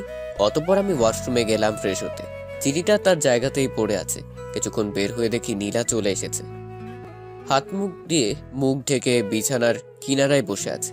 আমি কাছে গিয়ে হালকা একটু কাশতে নীলা চমকে উঠে দাঁড়িয়ে পড়লো। কি হলো ওর? এভাবে চমকানোর কি আছে? তাকে দেখে ওর চোখ মুখ অন্যরকম হয়ে আছে, মনে হয় কেঁদেছে। তখন আমি জিজ্ঞেস করলাম, কোনো সমস্যা? নীলা শুধু মাথা নাড়িয়ে না উত্তর দিয়ে আবার আগের জায়গায় বসলো। আওয়ায় আমার দিকে কেমন করে যেন তাকিয়েছিল। আর তখনই আমার চোখ ফ্লোরের দিকে যায়, দেখি চিঠিটা নেই। মনে হয় নীলা রুমে এসে চিঠিটা কুড়িয়ে নিয়েছে। আমি পানি খাবার জন্য টেবিলের দিকে যাচ্ছিলাম, কিন্তু লক্ষ্য করলাম নীলা বারবার আমার দিকেই তাকাচ্ছে। ও কি বুঝে গেছে আমি চিঠিটা পড়েছি, নাকি অন্য কোনো কারণ? ওর এইভাবে তাকানো আমার খুব অস্বস্তি লাগছিল, কিন্তু আমি নিজেকে যতটা সম্ভব স্বাভাবিক রেখে নিজের কাজে মন দিলাম। টেবিলে বসে বইয়ে মুখ গুজে বসে আছি সে অনেকক্ষণ ধরে, কিন্তু মনোসংযোগ দিতে পারছি না। তার কারণটা হলো নীলা। অন্যদিন এই সময়টা নীলা ঘুমায় নয়তো বই পড়ে, কিন্তু আজকে কিছুই করেনি। বসে বসে কি জানি ভাবছিল। তখন নীলা হঠাৎ করে উঠে বাইরে চলে গেল। তখন আমি ওর চলে যাবার দিকে একবার তাকিয়ে আবার বইয়ে মন দিলাম। সকালে ঘুম থেকে উঠে খেয়ে দিয়ে আমি বেরিয়ে গেলাম। নীলাকে নিয়ে একটু ভাবনায় আছি এখনো। আসলে আমি ভেবেছিলাম নীলা কাল রাতে আমাকে কিছু হয়তো বলবে, কিন্তু কিচ্ছুই বলেনি, সম্পূর্ণ চুপচাপ ছিল। আর রাতে আমার ঘুম ভেঙে গিয়েছিল নীলার গলার আওয়াজে। উঠে দেখে নীলা ব্যালকনিতে দাঁড়িয়ে ফোনে কথা বলছিল খুব করুণ স্বরে, আর কান্নাও করছিল। আমি বুঝে নেই হয়তো নীলার সাথে কথাই বলছিল। কিছুক্ষণ পর নীলা ঘরে এসে আবার কান্নাকাটি শুরু করে। আমি ওর কান্না শুনতে শুনতেই ঘুমিয়ে পড়েছিলাম। সকালে ঘুম থেকে উঠে ওর সাথে আমার কোনো প্রকার কথা হয়নি। ক্যাম্পাসে বসে বন্ধুদের সাথে আড্ডা দিচ্ছিলাম। তখনই মা কল দিল। মা ফোন দিয়ে জলদি করে হাসপাতালে যেতে বলল। আমি কোনো প্রশ্ন করার আগেই মা ফোন কেটে দেয়। হাসপাতালে কেন? কারো কিছু হয়েছে নাকি? অতঃপর হসপিটালের দিকে রওনা দিলাম। হসপিটালে গিয়ে দেখি দাদু, বাবা মা, জেঠু সবাই দাঁড়িয়ে আছে, কিন্তু নীলা নেই। তাহলে নীলার কিছু হয়েছে নাকি? কথাটা ভাবতে আমার বুকের ভেতরটা কেমন জানি হুড়মুড়ি উঠল। আমি সবার সামনে পৌঁছাতেই জেঠিমা আমাকে জড়িয়ে ধরে কান্না করতে লাগলো। আমি ভ্যাবা জায়গা খেয়ে দাঁড়িয়ে রইলাম। তখন জিজ্ঞেস করলাম কি হয়েছে। বলল নীলা সুইসাইড করেছে, আর ভিতরে তারই চিকিৎসা চলছে। আমি জেঠিমাকে ছাড়ি এক কোনায় গিয়ে দাঁড়িয়ে পড়লাম। নীলা আত্মহত্যা করতে গেল কেন? তাহলে কি ওই চিঠির কথাগুলোর জন্য করেছে? নীলার জন্য এত টান, ভালোবাসায় কি না হয়। আশেপাশে তাকিয়ে দেখলাম বাসার সবাই চিন্তিত, সবাই গম্ভীরভাবে ওটি রুমের দিকে তাকিয়ে আছে। আমার নীলার জন্য চিন্তা হচ্ছে কি না তা জানি না, তবে ভিতরে ভীষণ অস্থিরতা অনুভব করছি। শ্বাস যেন বন্ধ হয়ে আসছে। নীলা যে এমন একটা সিদ্ধান্ত নিবে তা আমি বুঝতে পারিনি। কিছুক্ষণ পর ডক্টর বেরিয়ে আসতেই দাদু এগিয়ে গেল আর জিজ্ঞেস করলো যে নীলা কেমন আছে। ডাক্তার হেসে উত্তর দিল যে নীলা একদম ঠিক আছে। এটা শুনে সবার মাঝে যেন আনন্দের স্রোত বয়ে গেল। যখন জেঠিমা এগিয়ে গিয়ে ডাক্তারকে বলল, আমি আমার মেয়ের সাথে দেখা করব। নিশ্চয় দেখা করবেন। আমরা তাকে অন্য একটা রুমে শিফট করে দিচ্ছি, তারপর দেখা করুন। রোগী যেন কোনো কিছুতেই অস্বস্তি না হয়, সেদিকে খেয়াল রাখবেন প্লিজ। তারপর ডাক্তার চলে যায়। তারপর নীলাকে অন্য একটা কেবিনে নিয়ে যাওয়া হলো। তখন সবাই ওর সাথে দেখা করার জন্য চলে যায়, কিন্তু আমি যাইনি। বাইরে দাঁড়িয়ে আছি। আমি গিয়েই বা কি করব আর কি বলবো? মনে হয় না এখানে আমার কিছু বলার অধিকার আছে। নীলা এখন সুস্থ আছে, এটাই অনেক। তখন মা এসে বলল, কি রে, তুই যাবি না নীলার সাথে দেখা করতে? হ্যাঁ যাবো তো, সবাই আসুক দেখা করে তারপর যাচ্ছি। সবাই তো দেখা করেছে ওর সাথে, তুই ওর কাছে যা, ওর ভালো লাগবে। ও আচ্ছা। তবে নীলা এমন কাজ কেন করলো বলতো? সেটা আমি কি করে বলবো? নীলাই ভালো জানে, ওকে জিজ্ঞেস করো। আরে না, ডাক্তার ওকে এখন কিছু জিজ্ঞেস করতে না করেছে। আচ্ছা তুই ভেতরে যা, দেখিস আবার ওকে কিছু বলতে যাস না। ওর কাছ থেকে পরে শুনে নেব। বলেই নীলার কেবিনের ভিতরে গেলাম। দেখি জেঠিমা নীলার পাশে বসে আছে। আমাকে দেখে জেঠিমা নীলাকে আছি বলে বেরিয়ে গেলে আমি তখন এগিয়ে গিয়ে নীলার পাশে একটা চেয়ারে পেতে বসলাম। নীলা আমার দিকে একবার তাকিয়ে তারপর উপরের দিকে তাকিয়ে রইল। কিছুক্ষণ বসে থাকার পর আমি বললাম, এমন একটা কাজ কেন করলে? সে কোনো উত্তর না দিয়ে উপরের দিকে তাকিয়ে আছে। আমি বললাম, আমি কিন্তু চিঠিটা পড়েছি। কথাটা শুনে নীলা আমার দিকে অবাক হয়ে তাকালো। তখন আমি বললাম, জানি অন্যের চিঠি পড়া ঠিক না, রুমে এসে দেখি নিচে চিঠিটা পড়েছিল, তাই পড়ে ফেলেছি, তার জন্য আমি সরি। নীলা আমাকে কিছু না বলে অন্যদিকে মুখ ঘুরিয়ে নিল। একটু পরে বুঝতে পারলাম ও নীরবে কাঁদছে। কি হলো, কাঁদছেন কেন? নীলয়ের জন্য? নীলা চুপ করি কান্না করেই যাচ্ছে। আপনি মরে গেলে বুঝি সব ঠিক হয়ে যেত? একবারও বাসার কারো কথা ভাবলেন না? জেঠিমার অবস্থা তো একেবারেই শোচনীয় হয়ে গিয়েছিল, আর বাসার সবাই খুব ভেঙে পড়েছিল। শত হলেও আপনি বাড়ির একমাত্র মেয়ে, বলতে গেলে সবার চোখের মণি। সবার তো কষ্ট হবে, তাই না? আর তুই? আমার আবার কি হবে? সবার মতো আমারও একটু চিন্তা হচ্ছিল আর কি। ও এরপর দুজনেই চুপ করে আছি। কিছুক্ষণ এভাবে চলার পর আমি বললাম, আচ্ছা আমি আসি তাহলে, আপনি রেস্ট নিন। নীলার কোনো উত্তরের অপেক্ষা না করে সেখান থেকে বেরিয়ে এলাম। লাবিব দাঁড়া, তোকে একটা কথা বলার ছিল। আমি রাতের খাবার খেয়ে উপরে যাচ্ছিলাম, তখনই পিছন থেকে মা ডাক দিয়ে বলল। তখন আমি দাঁড়িয়ে গিয়ে বললাম, বলো। তুই আগে এখানে এসে বস, তারপর বলছি। তাকে দেখি বাসার সবাই সোফাতে গিয়ে বসে আছে। কি ব্যাপার, সবাই একসাথে বসেছে, তা আবার আমাকে ডেকে বলছে কথা আছে। তখন আমি গিয়ে সবার সামনে দাঁড়িয়ে পড়লাম। সবার চেহারা ভীষণ গম্ভীর। তখন বাবা বলল, দেখ লাবিব, আমরা ঠিক করেছি তুই নীলাকে নিয়ে অন্য কোথাও ঘুরতে যা। আসলে মেয়েটা কিছুদিন আগে এমন একটা ঘটনা ঘটালো, তারপর বাসাতে এসে এত কিছু হয়েছে, অথচ কারোর সাথে তেমন কথা বলছে না, সারাক্ষণ ঘরে বসে থাকে। তাই আমাদের মনে হয় অন্য কোথাও ঘুরে আসলে ওর মন ভালো হয়ে যাবে। তা না হলে এমন ভাবে আর কতদিন। কিন্তু এখন আমি কি করে যেতে পারি? সামনে আমার পরীক্ষা, একটাও ক্লাস মিস করা যাবে না। এ কদিন ক্লাস না করলে কিছুই হবে না। মা, তুমি বুঝতে পারছো না আমার। আচ্ছা তোর কি ক্লাস নীলার থেকেও বেশি জরুরি? না আসলে কোনো কথা নয়, আমরা বড়রা মিলে যে সিদ্ধান্ত নিয়েছি সেটাই হবে, বাস। আচ্ছা তোদের মাঝে সবকিছু ঠিক আছে তো? একে অপরকে নিয়ে খুশি না? তোদের মাঝে কি এখনো বনিবনা হয়ে ওঠেনি? তোদের দুজনের সম্মতিতে আমরা বিয়েটা দিয়েছিলাম, এখন যদি এমন করিস তাহলে। আরে মা, সবকিছু ঠিক আছে, কোনো সমস্যা নেই। আমি তো শুধু। অনেক হয়েছে, তোমরা দুইজন কিছুদিনের জন্য ঘুরতে যাচ্ছ, এটাই ফাইনাল। আচ্ছা ঠিক আছে, আগে তোমরা নীলাকে জিজ্ঞেস করে দেখো সে যাবে কিনা।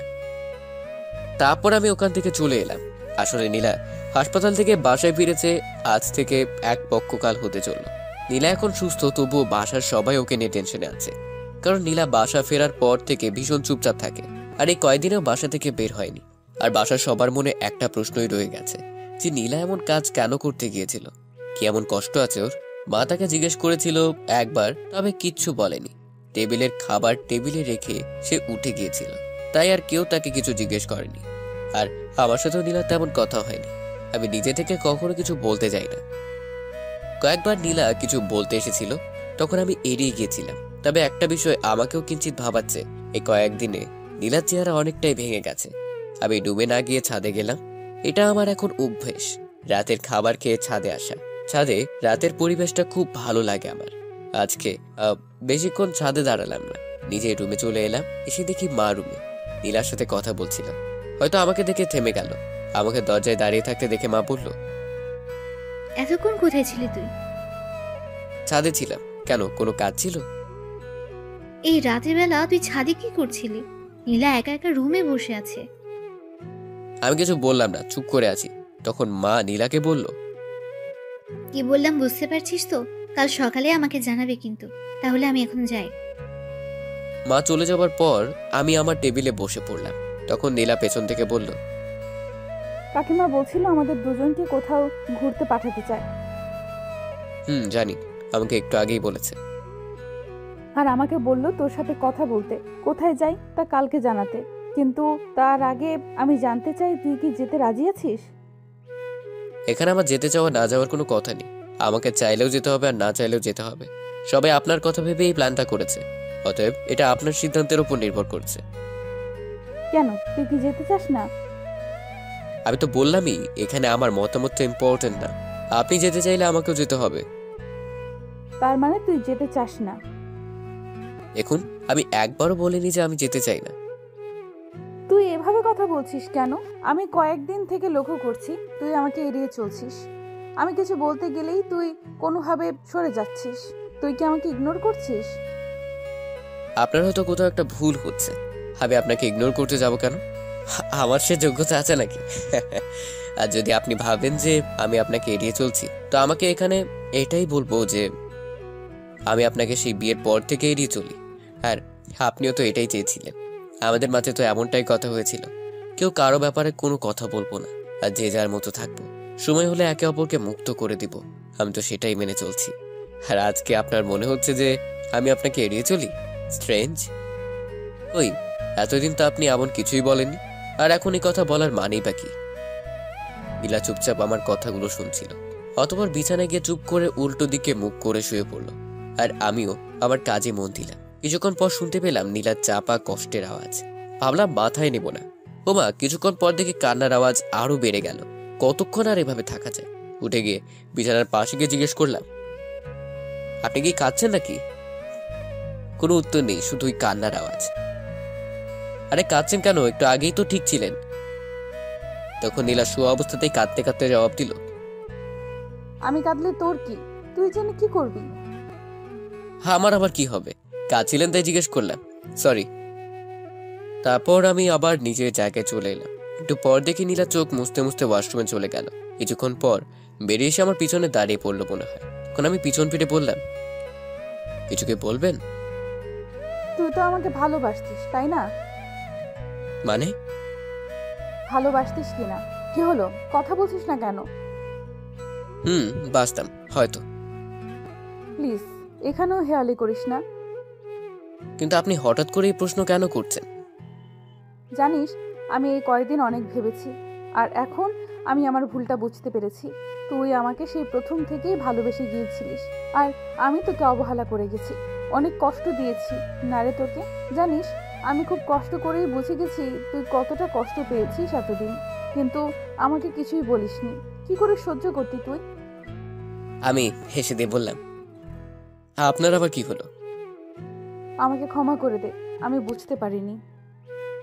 হঠাৎ করে নীলা আমাকে অবাক করে দিয়ে আমার পায়ে পড়ে গেল আর পা জড়িয়ে ধরে বলতে লাগলো, আমাকে ক্ষমা করে দে প্লিজ। আমি আমার ভুল বুঝতে পেরেছি, অনেক কষ্ট দিয়েছি তোকে। বিশ্বাস কর, আমিও এই কয়দিনে অনেক কষ্ট পেয়েছি। এখন আর আমি নিতে পারছি না। প্লিজ আমাকে ক্ষমা করে দে, প্লিজ। নীলা অনবরত কান্না করে যাচ্ছে, আর আমি আকস্মিকতায় স্থির হয়ে দাঁড়িয়ে আছি। নীলা যে এভাবে আমার পা জড়িয়ে ধরে বসে পড়বে তা আমি ভাবতে পারিনি। তাই আমি সাথে সাথে বললাম, কি করছেন কি? আমার পা ছেড়ে দেন।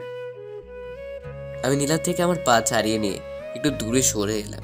তখন নীলা নিচে বসে কাঁদতে কাঁদতে বলল, আমাকে ক্ষমা করে দে প্লিজ, আমি আর নিতে পারছি না। আমি কিছুক্ষণ নীলার দিকে তাকিয়ে রইলাম। নীলা ফ্লোরে বসে নিচের দিকে তাকিয়ে কান্না করেই যাচ্ছে। তখন আমি ওর কাছে গিয়ে ওকে দাঁড় করিয়ে জিজ্ঞেস করলাম, এসব কেন করছেন আপনি? ভালোবাসি। কি?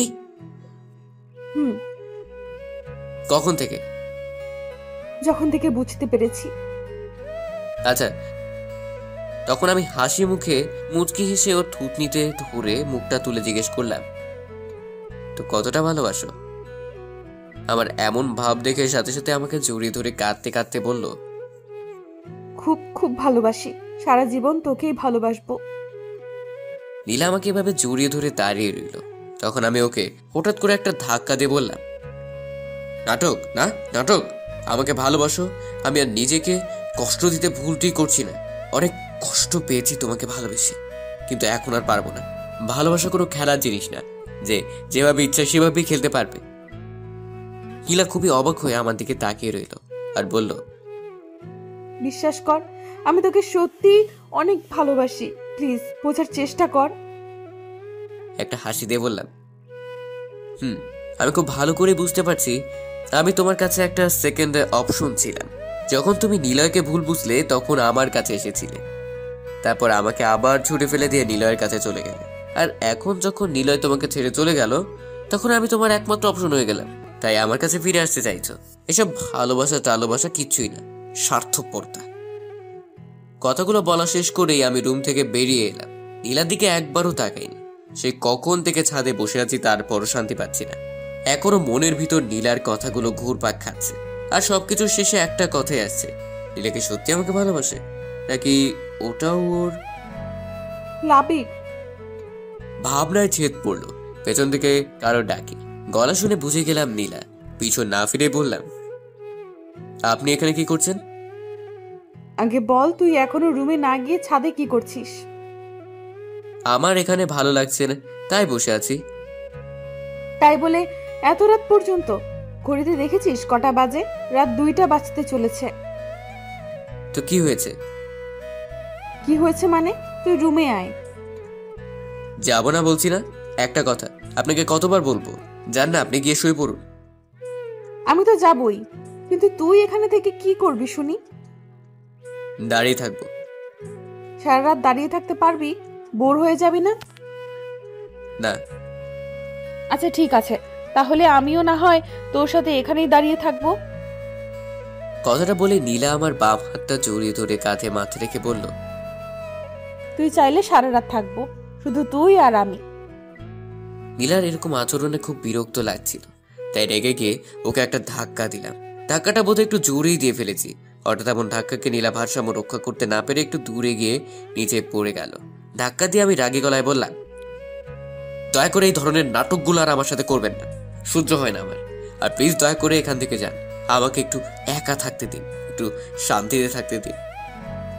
তারপর আমি অন্যদিকে ঘুরে দাঁড়ালাম।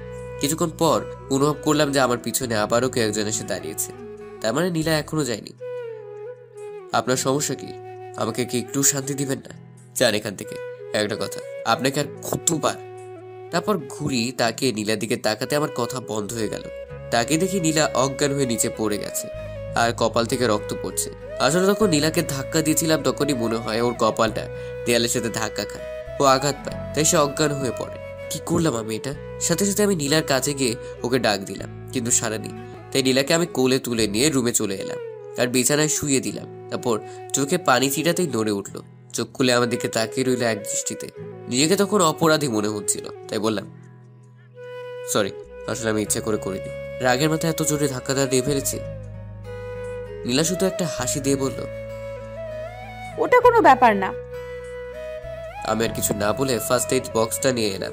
তুলোতে অ্যান্টিসেপটিক দিয়ে যেই ওর কপালের ক্ষতস্থানে লাগাতে যাব তখনই নীলা আমার হাত ধরে বসে আর করুণ সুরে বলে, তুই কি সত্যিই এখন আর আমাকে ভালোবাসিস না? দেখুন, এসব বলার সময় না। আপনার ক্ষতস্থানটা পরিষ্কার করে ব্যান্ডেজ করতে দিন। না, তুই আগে বল আমাকে ভালোবাসিস কিনা। দেখুন, এক কথা বারবার বলবেন না, আমাকে আমার কাজ করতে দিন। এই বলে যখনই আমার হাতটা বাড়ালাম তখনই আবারও বাধা। বলুন তো কেমনটা লাগে? তুই আগে বল আমাকে ভালোবাসিস কিনা। দেখুন, আমার মাথা গরম করবেন না, চুপ করে বসে থাকুন। না আগে তো ঠাস করে একটা থাপ্পড় দিয়ে বললাম, চুপচাপ কোনো নরমচরণ ছাড়া বসে থাক, আর একটা কথা বলবি তো ফল ভালো হবে না। থাপ্পড়কে নীলা একদম চুপ হয়ে গেছে, আর কোনো নরমচরণও করছে না। যাক, তাহলে থাপ্পড়টা কাজে দিয়েছে। কিন্তু পরক্ষণেও চোখ দিয়ে অনবরত বৃষ্টি পড়তে শুরু করল, আর আমার দিকে অদ্ভুতভাবে তাকিয়ে রইল। আমি সেই দিকে মন দিলাম না। সুন্দর করে ব্যান্ডেজটা করে দিয়ে বললাম, নিন, শুয়ে পড়ুন। এখনো নীলার চোখ দিয়ে পানি পড়ছে। সেটা বারবার হাত দিয়ে মুছতেছে আর নাক টানতেছে। তখন আমি তাকে একটা ধমক দিয়ে বললাম, কি হলো, শুনতে পাননি আমি কি বলছি?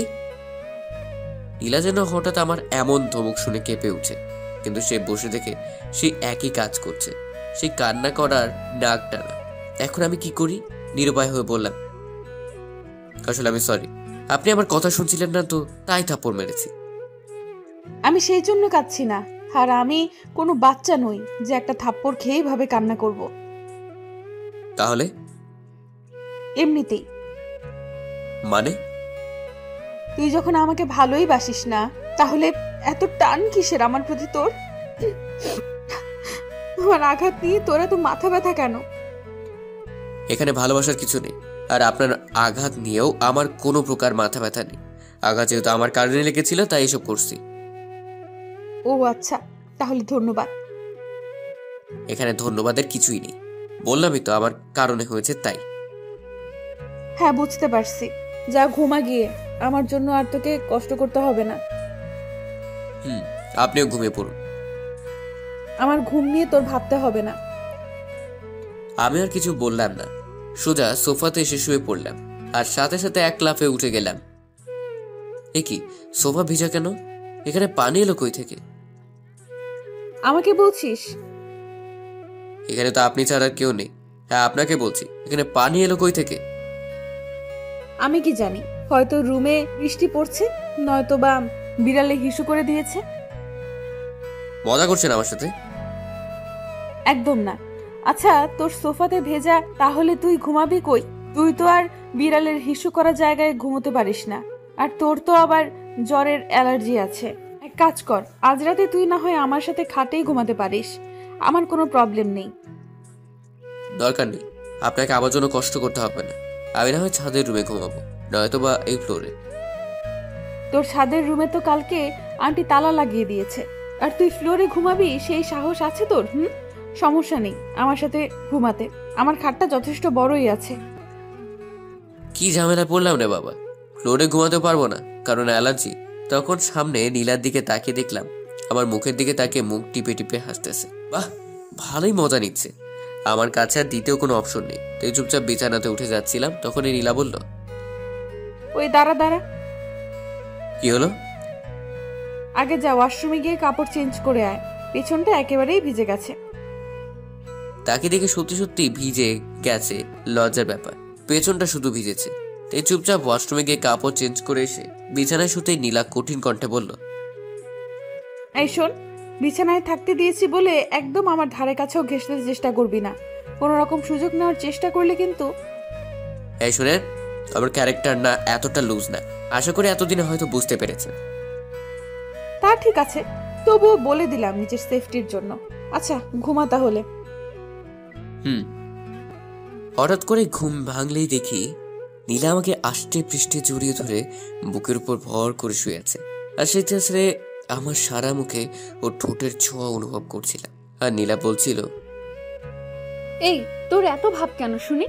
আমি তোকে এত করে বলছি ভালোবাসি ভালোবাসি, তারপরও তুই আমাকে বিশ্বাস করছিস না।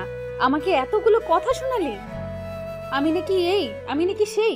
খুব কষ্ট হচ্ছিল তখন, জানিস, কিন্তু তারপর আবার খুশিও হয়েছিলাম যখন তুই রেগে গিয়ে আমাকে আপনি না বলে তুমি বলছিলি। আমি ঠিক বুঝে নিয়েছিলাম তুই এখনো আমাকে প্রচন্ড রকম ভালোবাসিস। কথাটা বলে নাকে আর একটা কিস, তারপর আবার বলতে লাগলো, কিন্তু তুই আমার উপর ভীষণ রেগে আছিস, তাই না? সেই জন্যই তুই আমাকে ভালোবেসেও লুকিয়ে রেখেছিস শুধুমাত্র ইগোর কারণে। আমি সব বুঝে গেছি, তাই তুই যাই করিস না কেন, আমি তোকে কোনোভাবেই ছাড়ছি না, বুঝলি? তারপর বুকের উপর থেকে নেমে গিয়ে নীলা পাশ থেকে জড়িয়ে ধরে বলল, হুম, আগে তো ভালোবাসি ভালোবাসি করে আমার পেছনে খুব ঘুরতি। আমি না হয় তখন বুঝতে পারিনি, তাই বলে তুইও বুঝবি না যে আমি কতটা ভালোবাসি? আমি শুধু চোখ বন্ধ করে সবকিছু শুনছি আর মনে মনে হাসছি। তখন নীলা আবার বলল, চিন্তা করিস না, আমিও খুব ভালো করে জানি কি করতে হবে। আজকে তো শুধু বিছানাতে শুইয়েছি, তোকে দিয়ে যদি ভালোবাসি কথাটা না বলাতে পারি তাহলে আমার নামও নীলা না। মুয়া।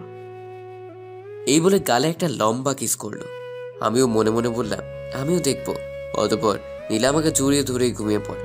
আমার খুব ইচ্ছে করছিল ওকে জড়িয়ে ধরে ঘুমাতে, কিন্তু সে ইচ্ছে দমিয়ে রেখে ঘুমিয়ে পড়লাম। লাবিব, আই লাবিব, ওঠ ওঠ না। ঘুম ঘুম চোখে বললাম, কি হলো, ডাকছেন কেন? আমি ওয়াশরুমে যাব। তো জান না, আমাকে কেন ডাকছেন? ঘুমাতে দেন তো। কিন্তু তুই যদি আমাকে এভাবে জড়িয়ে ধরে রাখিস আর যদি ছেড়ে না দিস তাহলে যাব কি করে বলতো? নীলার কথা শুনে খেয়াল হলো যে আমি নীলাকে জড়িয়ে ধরে শুয়ে আছি। সাথে সাথে ওকে ছেড়ে দিয়ে প্রায় লাফিয়ে পিছিয়ে গেলাম, আর এতটাই পিছিয়ে গেছি যে ধূপ করে খাট থেকে নিচে পড়ে গেলাম। আমি নিচে পড়ে যেতেই সাথে সাথে নীলা আমার দিকে এগিয়ে এলো, আর আমাকে নিচে পড়ে যেতে দেখে সেই হৃদয় কারা মাতাল করা হাসিটা দিল। আহ, কতদিন এই হাসিটা শুনিনি। খাটের কিনারায় বসে নীলা হেসেই চলেছে।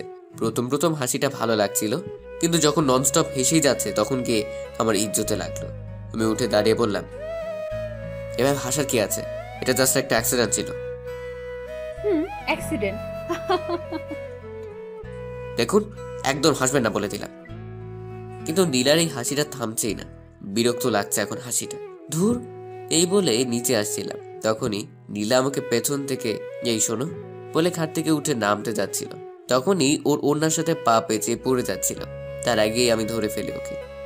নীলা ভয় পেয়ে চোখ বন্ধ করে একটা চিৎকার দিল। তখন বুঝতে পেরে ও নিচে পড়ে যায়নি। তখন এক এক করে চোখ খুলে, কেন জানি না নীলার ভয় মিশ্রিত মুখটা খুব মায়াবে লাগছিল। আমি অপলক ওর দিকে তাকিয়ে রইলাম। শালা, ও আমার দিকে তাকিয়ে আছে।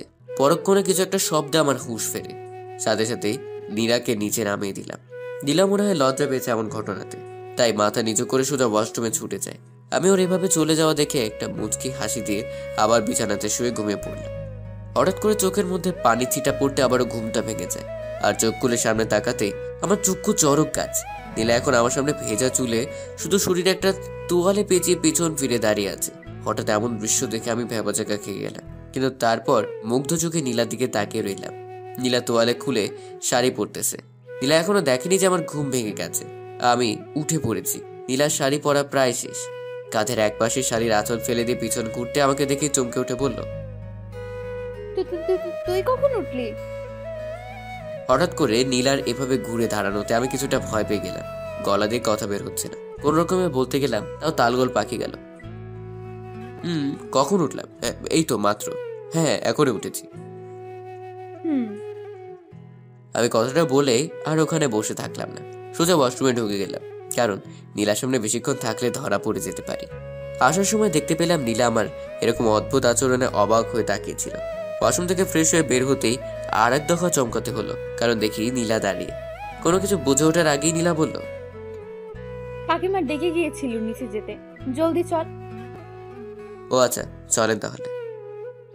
তারপর দুজন একসাথে নিচে এলাম। খাবার টেবিলে বসতেই মা নীলাকে জিজ্ঞেস করলো, এই নীলা, তোর কপালে কি হয়েছে রে? কাম সারছে রে, যদি জানতে পারে এটা আমার কাজ তাহলে তো। নীলা চুপ করে আছে, কি বলবে হয়তো তাই ভাবছে। বিপত্তি হলো নীলা আমার দিকে তাকিয়ে আছে এখন। তা দেখে মা বলল, ইরে লাবি, ওর কপালে কি হয়েছে? আমার গলাটা শুকিয়ে গেল। এখন আমি কি বলি? আরে নীলাও আমার দিকে তাকিয়ে আছে, এই নাকি সে আমাকে ভালোবাসে। কিছু একটা বলে দিলে তো হতো। আর কিছু ভেবে না পেয়ে আমতামতা করে আমাকে বললাম, আসলে আমু কালকে রাতে মানে। কিরে এমন করছিস কেন? ভালো করে বল। না, কিছু করার নেই আর। তাই যখনই বলতে গেলাম সত্য কথাটা, তার আগেই নীলা বলে উঠল, আসলে কাকিমা, কাল রাতে আলমারি খুলতে গিয়ে দরজায় বাড়ি লেগে গেছে। তা একটু সাবধানে খুলতে পারতি তো, এত তাড়াহুড়ো করিস কেন? দেখলি তো কি হলো। অতঃপর মা সবাইকে খাবার দিয়ে দিল। হাফ ছেড়ে শাস্তিতে খাচ্ছিল। আর তখন আবার জেঠিমা বলে উঠল, কিরে নীলা, তোরা কি ঠিক করলি কোথায় ঘুরতে যাবি? নীলা বিন্দুমাত্র না ভেবে সোজা সাপটা উত্তর দিল। না আম্মু, আমরা কোথাও যাব না এখন। সে কি রে, কাল রাতেই তো বললি তুই কোথাও ঘুরতে যাবি আর সকালে আমাদের জানাবি। তার মানে লাবিব তোকে কিছু বলেছে? এই লাবিব, তুই ওকে কি কিছু বলেছিস? আমি কিছু বলার আগেই নীলা বলল, না না কাকিমা, ওর আর কি বলবে, আমি যাব না এখন। কেন ভালো লাগে না? সারাদিন কি শুধু ঘরে বসে থাকতে ভালো লাগে? না আসলে মানে নীলা যেন এর পরে আর কিছুই বলতে পারছিল না।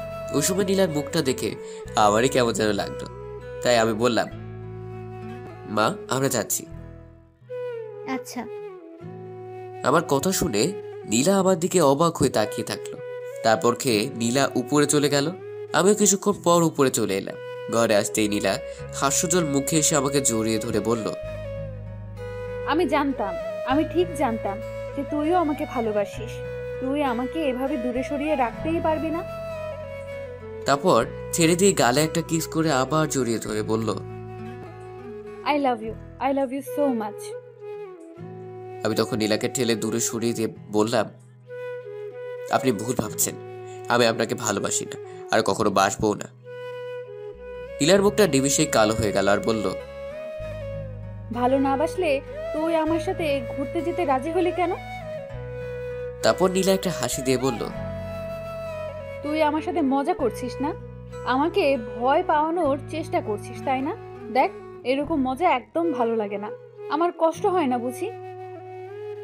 কথাটা বলে আবারও হাসি মুখে আমাকে জড়িয়ে ধরে বলল, বাট আই লাভ ইউ।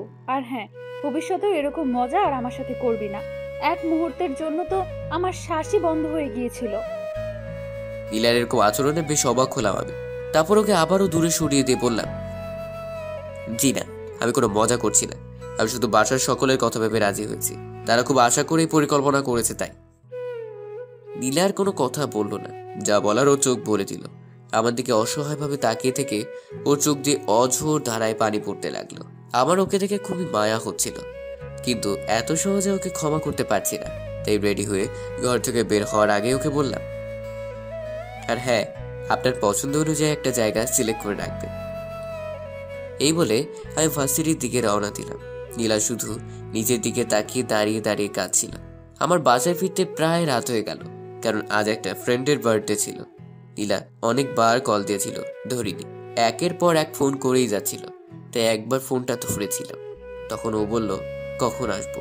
আমি বলেছি লেট হবে, বলেই ফোন কেটে দেয়। আমি বাসাতে এসে সোজা উপরে এলাম। দেখি নীলা বসে আছে আর আমাকে দেখে কাছে এসে বলল, এত দেরি কেন হলো? আপনাকে তো আমি কারণ বলেছিলাম ফোনে, তাহলে এই প্রশ্ন করার মানে কি? ও সরি, তুই ফ্রেশ হয়ে নে, আমি তোর জন্য খাবার আনছি। কথাটা বলেই বেরিয়ে গেল। বলতেও পারলাম না যে খেয়ে এসেছি। কিছুক্ষণ পর নীলা খাবার নিয়ে রুমে আসতেই বললাম, আমি খেয়ে এসেছি। কি? আমি তো নীলা মন খারাপ করে খাবারের প্লেটটা নিয়ে চলে যাচ্ছিল। তখন আমি বললাম, আচ্ছা আপনি খেয়েছেন? সেটা জেনে তুই কি করবি? যেটা বলছি সেটার উত্তর দিন।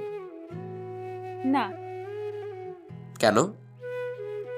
আসলে আমি ভেবেছিলাম তুই আসলে একসাথে খাবো, কিন্তু তুই তো ও আচ্ছা, আপনি তাহলে খেয়ে নেন। নীলা কিছু না বলে রুম থেকে বেরিয়ে গেল। কিছুক্ষণ বসে থাকার পর মনে হলো নীলা কি আদৌ খাবার খাবে। এইভাবে আমিও ঘর থেকে বেরিয়ে খাবার টেবিলের কাছে আসলাম। তখন সেখানে বা আশেপাশে নীলাকে পেলাম না। তখন কি মনে করে ছাদে গেলাম, ধারণায় ঠিক। নীলা ছাদের এক কোণায় রেলিং ধরে দাঁড়িয়ে আছে। কাছে যেতে বুঝতে পারলাম কাঁদছে। তাই ওকে পেছন থেকে বললাম, কি হলো, আপনি এখন ছাদে কি করছেন? কিছু না বলে কেঁদেই যাচ্ছে। হ্যাঁ, আপনি খাবারটা খাননি কেন? কি হলো, আমি কিছু বলছি শুনতে পান না? কথাটা বলেই নীলার হাত ধরে আমার দিকে ঘোরালাম। তাকে দেখি এইটুকু সময় কেঁদে চোখ মুখ লাল করে ফেলেছে। তখন নরম গলায় বললাম, এভাবে কাঁদছেন কেন? এমনি। এমনি এমনি কেউ কাঁদে না। কান্নার গতি হঠাৎ করেই বাড়িয়ে দিল। আরে আরে বলবেন তো কি হয়েছে? তোর জন্য। আবার আপনার কি করলাম? তুই আমার সাথে এমন করিস কেন? আমি জানি আমি তোর সাথে অন্যায় করে ফেলেছি, তার জন্য আমি তোর কাছে ক্ষমা চাইলাম। তারপরেও তুই এমন করছিস কেন? আমি এটাও ভালো করে জানি যে তুই আমাকে খুব ভালোবাসিস, কিন্তু জানি না কেন তারপরেও আমার সাথে এমন করিস। আমারও তো কষ্ট হয় নাকি? তুই জানিস না আমার কষ্টে বুকটা ফেটে যায়। কিভাবে বোঝাবো তোকে? হয়তো তুই আমাকে একবারেই ছেড়ে দে, নয়তো বা কাছে টেনে নে। এভাবে আর কষ্ট দিস না প্লিজ।